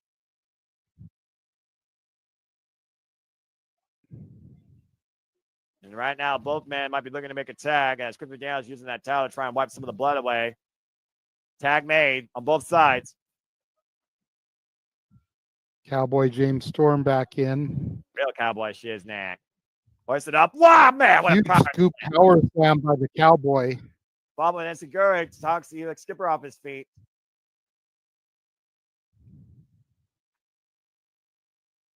Tennessee Cowboy himself, long nets and rednecks, the waistlock applied. Who could forget the war he had in the steel cage with Bobby Roode for the TNA World Championship?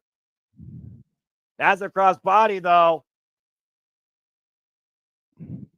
By Chris Harris wiping out Daniels. And I think the tag rules might just went out the window, JJ. I think they definitely should have from the outset, but that's just me. And I think he just went face first in the steel cage. Chris Harris did. Eli Skipper elevating him and driving him forward face first into the steel cage. Now, wait a minute. Oh, no. Eli Skipper's got those handcuffs. They had handcuffs the whole time underneath that towel.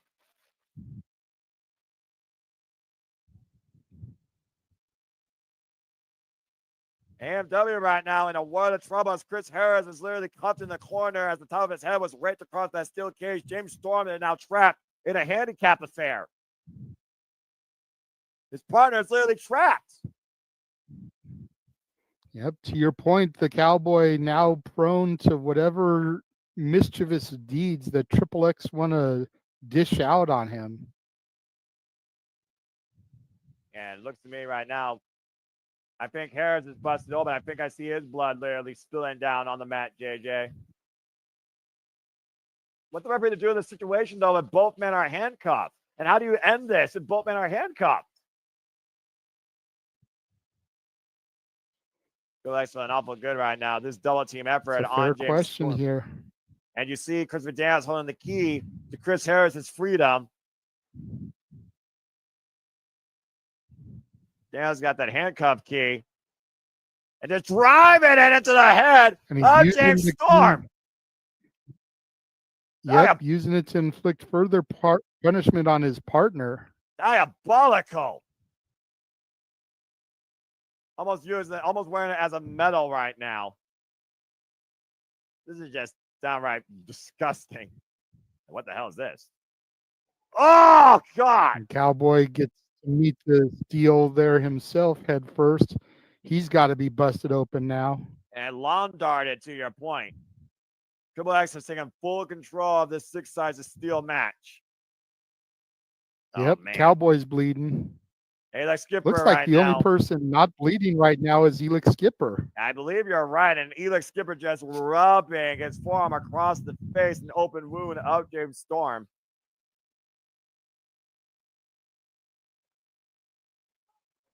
Yeah, America's Most Wanted bleeding buckets right now. Both men shedding blood, both men trying to fight for their livelihood as a team. And again, Chris Harris is literally stuck in the corner watching the continued punishment being done to his partner, James Storm. And Harris literally screaming for the key. I guarantee you, Chris Downs is not going to give into that. No, not at all. And Daniel's up on the top rope there. What is he looking for? I sense very bad intentions here. Get to the midsection. Eli Skipper, though, hoisting up James Storm up on the shoulder. What the hell is this? Oh, man! Nice double team maneuver. Skipper rolls him up for the pinfall. Count down. Oh! It isn't over yet. I'm not sure how James Storm was able to kick out of that. That was a brutal double team. I also noticed the way that James Storm flipped off Eli Skipper's shoulder, and I think the boot caught the top of the head of Christopher Daniels on the way down. I think it was just pure instinct. Well, it looks like they're going for it again, using the key this time. Oh, no! The spear, after the miscommunication and Daniels taking out Skipper, the Cowboy hit Daniels with the spear, and there's the key now, Noah. And the off key of is the free. Fallen Angel's neck. Yeah, the key is in free play right now. James Storm has it in his hand. All he's got to do is give it to Chris Harris, and his partner will be free to fight in this match. But again, the beating James Storm has taken. Is he aware where Chris Harris is at? Yep, he And just finally, passed it to him. Chris Harris now has the key, and he's currently uncuffing himself. the key to his freedom. A major turning point here in this main event, pun intended. Just watching his partner get brutalized, and Chris Harris is free now. AMW back once again, fully in this match, and Chris Harris like a Hellcat, fighting both Triple X here. Huge Beautiful. spine buster. On the pine, Triple A approved. Or Double A approved, excuse me. The fine time spine buster there on Christopher Daniels. And right now, James Storm just lining up. Eli Skipper in the corner, teeing off against him. Christopher Daniels, though, being met with the 6 sides of steel, courtesy of Wildcat Chris Harris. How many of those shots could Christopher Daniels take before he literally falls unconscious? Oh, my God! Someone check on Elix Skipper. He might have fallen right on his neck after being reverse suplexed into the cage there. Yeah, great call, JJ. Meanwhile, stalling vertical sends. Oh, look at this. Look at the strength of Chris Harris sending Chris Daniels back first in the steel and dropping him to the mat. Here's Harris with the cover on Daniels and gets a 2 count. Gets in near fall.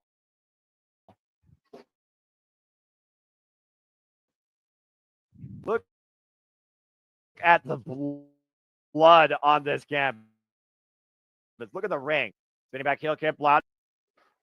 Elix Skipper going up to the top rope here. What's he doing this time? He's got Christopher Daniels. Cross body suplex combination. Let's go for the pin to win at a 2 count. Somehow, James Storm kicked up in time. Storm trying to come back here. Swinging that breaker, though, by Chris Harris. He sends Daniels face first into the steel. Elix Skipper sent literally through the door almost. Good grief. And what the hell is this? AMW double team.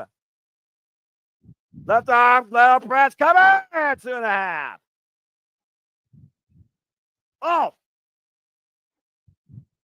Heart attack of sorts from AMW, then Daniels with a flatliner and fuck commercials. Yep, because, again, fuck commercials. We got a commercial break here. And again, beautiful flatliner, sudden flatliner there by Christopher Daniels off that great double. Almost looked like they did a heart attack there for a moment, JJ, I think, and got nearly the win there. Again, we talked about all the homages of tag team wrestling, Canadian greats. Of course, the Hart Foundation, one of the greatest staples in tag team wrestling ever. Just saying. Bret Him and Hart, still the best there is, the best there was, the best there will be, and it's hard to argue based on that man's career. Although at one point he was extremely petty. Some people think he was justified for that. Yeah, it depends who you ask. You all know the history about that. And again, folks, we have still so much coming up again Friday. We hope to see you for City Predicting Turning Point, our coverage of Turning Point 2024 Saturday. Karaoke.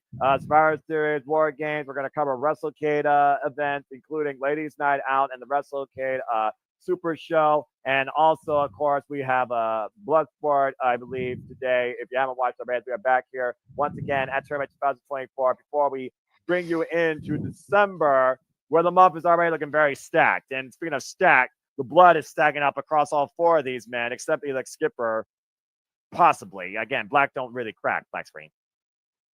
Back here once again, Turning Point 2024, our main event. One of these teams will disband forever. 6 sides of steel, Triple X, Christopher Daniels, and Elix Skipper taking on America's Most Wanted, Chris Harris, and the Cowboy, James Storm. And once again, big double team attempt here in the bear hug. And look where he's draped. Christopher Daniels, massive leg drop.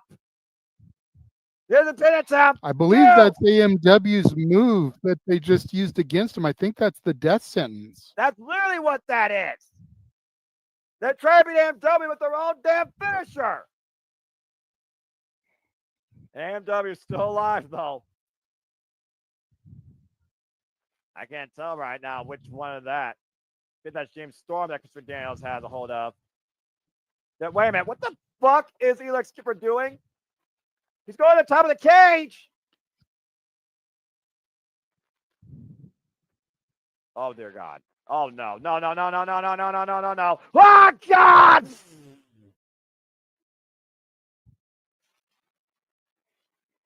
Huge jackknife power bomb from the top of the turnbuckle there, almost from the top of the cage, Noah.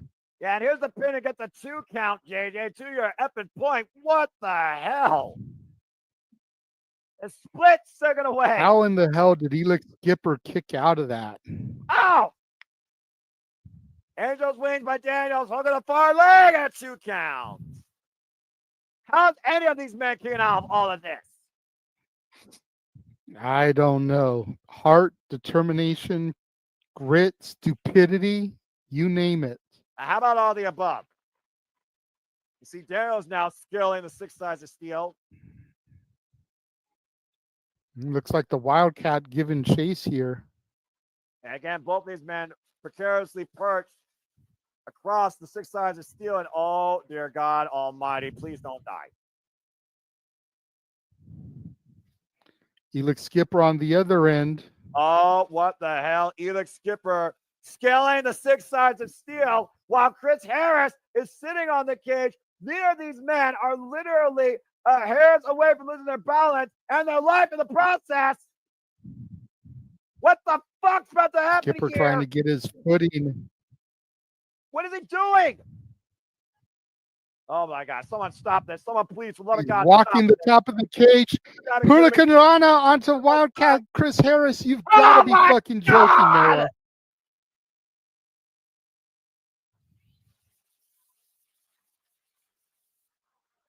You gotta be kidding! I've never seen anything like that in my life! And Christopher Daniels now, Noah, trying to get his bearings on top of the cage. Well, he's got 2 What is he going to go for? He's not in position for the best moonsault over. Huge elbow drop, Macho Man style. And that might be the elbow drop that seals the fate of America's Most Wanted. That's all for Man Down. Look at this replay, though. This incredible athleticism. My God. I don't want to look at the replay. The incredible high risk taken, risking life and limb, quite literally. I've never seen anything like that in my life. Now a replay of that elbow drop from the fallen angel, falling from the heavens, as it were, to deliver that vicious attack. Trying to take Daniels back on the top for some reason. And I don't know how wise this is. Chris Harris in hot pursuit. James Storm, excuse me, that's James Storm. Chris Harris almost has him set up like a muscle buster. That's actually James Storm, excuse me. But yes, you're right. And Elix Skipper, though, hoisting up James Storm on the shoulders. There you see Chris Tower Harris. of Doom. Good shot!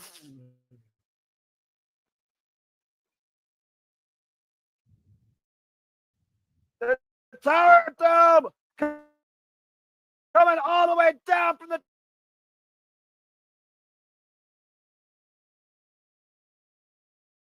Look at it again. Look at the replay. We gotta see this again. Watch the way all 4 men crash and burn Daniels from the highest of heights. And the blood right now on the fallen purple head of the fallen angel. You are witnessing the final turning point in both these teams' career. Neither team will ever be the same after this, and one team will cease to exist. Everybody's Looks on like their the Wildcat and Primetime Elix Skipper are the only 2 in the ring that are standing, trading blows back and forth, Noah. Yeah, exactly. And again, they know what's on the line here. If you lose, your team is through. What the hell? Oh, wait for that. Oh, wait a minute. Wildcat wind up looking behind the storm, possibly, but sadly, let's give our face first in the steel. We thought about how well these 4 men know each other inside out. Massive right hand. I'm not even sure if their bodies are registering the pain that they're in. I think they're all fighting on instinct at this point. This has been incredible. Yeah, seriously, adrenaline. Yeah, adrenaline is a crazy damn thing. Average whip into the corner, gets the boot up. Daniel right now just teeing off, fighting for his very livelihood. 4 of the greatest wrestlers TNA has to offer in that era. Back elbow strike here. One of the best matches I've ever seen with these 2 teams. Locked in combat. Quite literally. Oh, man. Nasty fall. Wait, what the hell?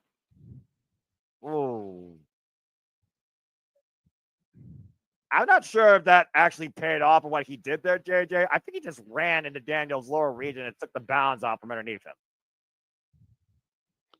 Noah, Karma's coming back on Triple X. Payback is a bitch. The Fallen Angel's just been handcuffed by the Wildcat Chris Harris. Yeah, well, you know what? Sometimes yeah, dead man walking. And again, literally, it's a handicap, and sometimes you have to pay for your sins. Super kick! Nailed it like Skipper. Hey, wait a minute. Chris Harris. What? What the hell are they thinking? Well, we saw Triple X try to beat AMW with their moves. They don't want to pull a page off Triple X's playbook. Oh! High stack two! Triple X is through! America's Most Wanted with the win!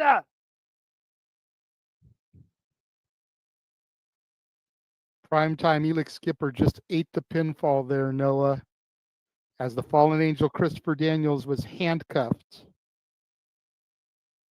And Christopher Daniels just witnessed the death of his team.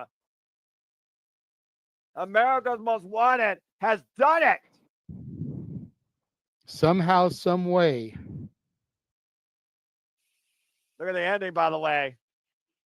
The end of Triple X, that neckbreaker powerbomb matchbook cover. It was over.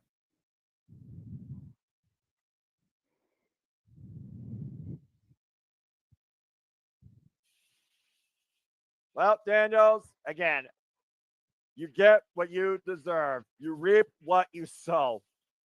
You pay for the sins you cast. Goodbye, Triple X.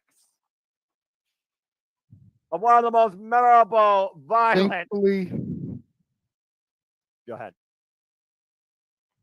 No, go ahead and finish your thing. I was just saying, one of the most memorable, violent tag team encounters we've seen. Tag team rivalries that come to a finish, a finale, a turning point where there's no turning back. America's Most Wanted lives to see another day. Thankfully, it wouldn't be the complete end of Triple X. Victory Road 2007, they would reform after Low Key had gone through the transition to become Senshi. So there would be another life for them.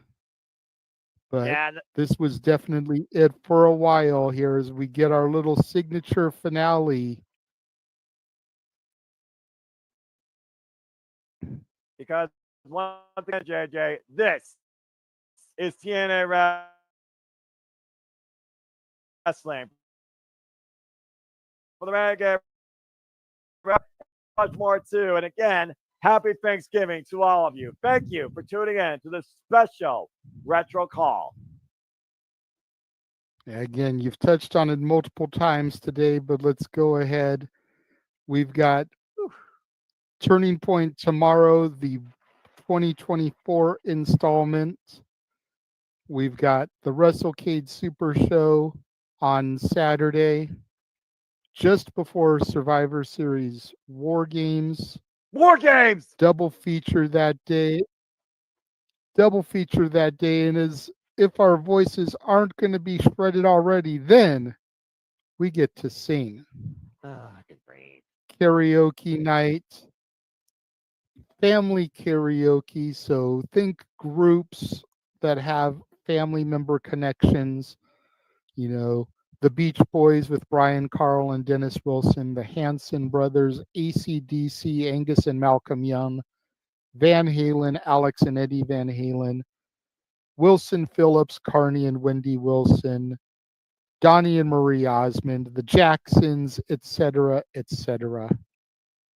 Going into Sunday, Ladies Night Out 14, special early call, and so much more with the turn into December and 2025 already lined up in store, Noah. In a year that is sure going to be something to remember as we get ready for the conclusion of November. I'm just going to say it one more time. Let's freaking go! But for I now, let's want to freaking thank go. all back- the loyal viewers. And we want to thank all the loyal viewers for taking the time out of their Thanksgiving to join us today. Man. You know, again, hopefully by the time this is going live, you guys are done with your dinners. You're sitting around the television, possibly watching the football game, you know, trying to fight off the itis and taking a nap. So a nice little 3.5 hour retro call for some TNA total nonstop action wrestling. Damn it. Just be what the doctor ordered. Thank you, Noah, for joining me for this retro call, lending your skills as always. Look forward to you taking the reins tomorrow for the 2024 installment of Turning Point. Look forward to having you on the call for WrestleCade, giving you Survivor Series War Games off. That way you can take a little bit of a nap, watch Collision, and rest your vocal cords so that you can, you know, engage in the karaoke festivities. And then do it all again come Sunday morning again for Ladies' Night Out, where the women get to show up and show out. Yeah. Already 10 matches announced on that card, and there's still a bunch of women that have been announced for that show that haven't been put into matches. We could be looking at a Tony Khan-esque card of women's matches come Sunday, sir. And I welcome it, man. All damn right. Respect women in wrestling, respect women's wrestling, respect professional wrestling. Damn it. Whew. Go ahead and take us out of here as you always do, good sir. As always, I am grateful forever for the friendship, the camaraderie, and the blessing of doing my passion and commentary with my friends in the Bible Studios. And we thank all of you for tuning in. I do this for I am nothing more but a simple man and a lifelong fan of professional wrestling. Damn it. And I only wish to remind you and encourage you there are no winners, no losers, no betters. Just fans with opinions with this passion we all share. At the end of the day, folks, support one another, respect each other, protect your mentality too, treasure your families, especially here with Thanksgiving. And just enjoy life and enjoy professional wrestling. It is truly as simple as that. Enjoy the rest of your evening. For the simple man, I am the Renegade of Wrestling, JJ Williams. Thanking you for joining us for this retro watch along. Once again, happy Thanksgiving. We'll see you tomorrow as there is no sleep for the Simply Reliable Studios. Never. Have a good night. Have a good night, folks.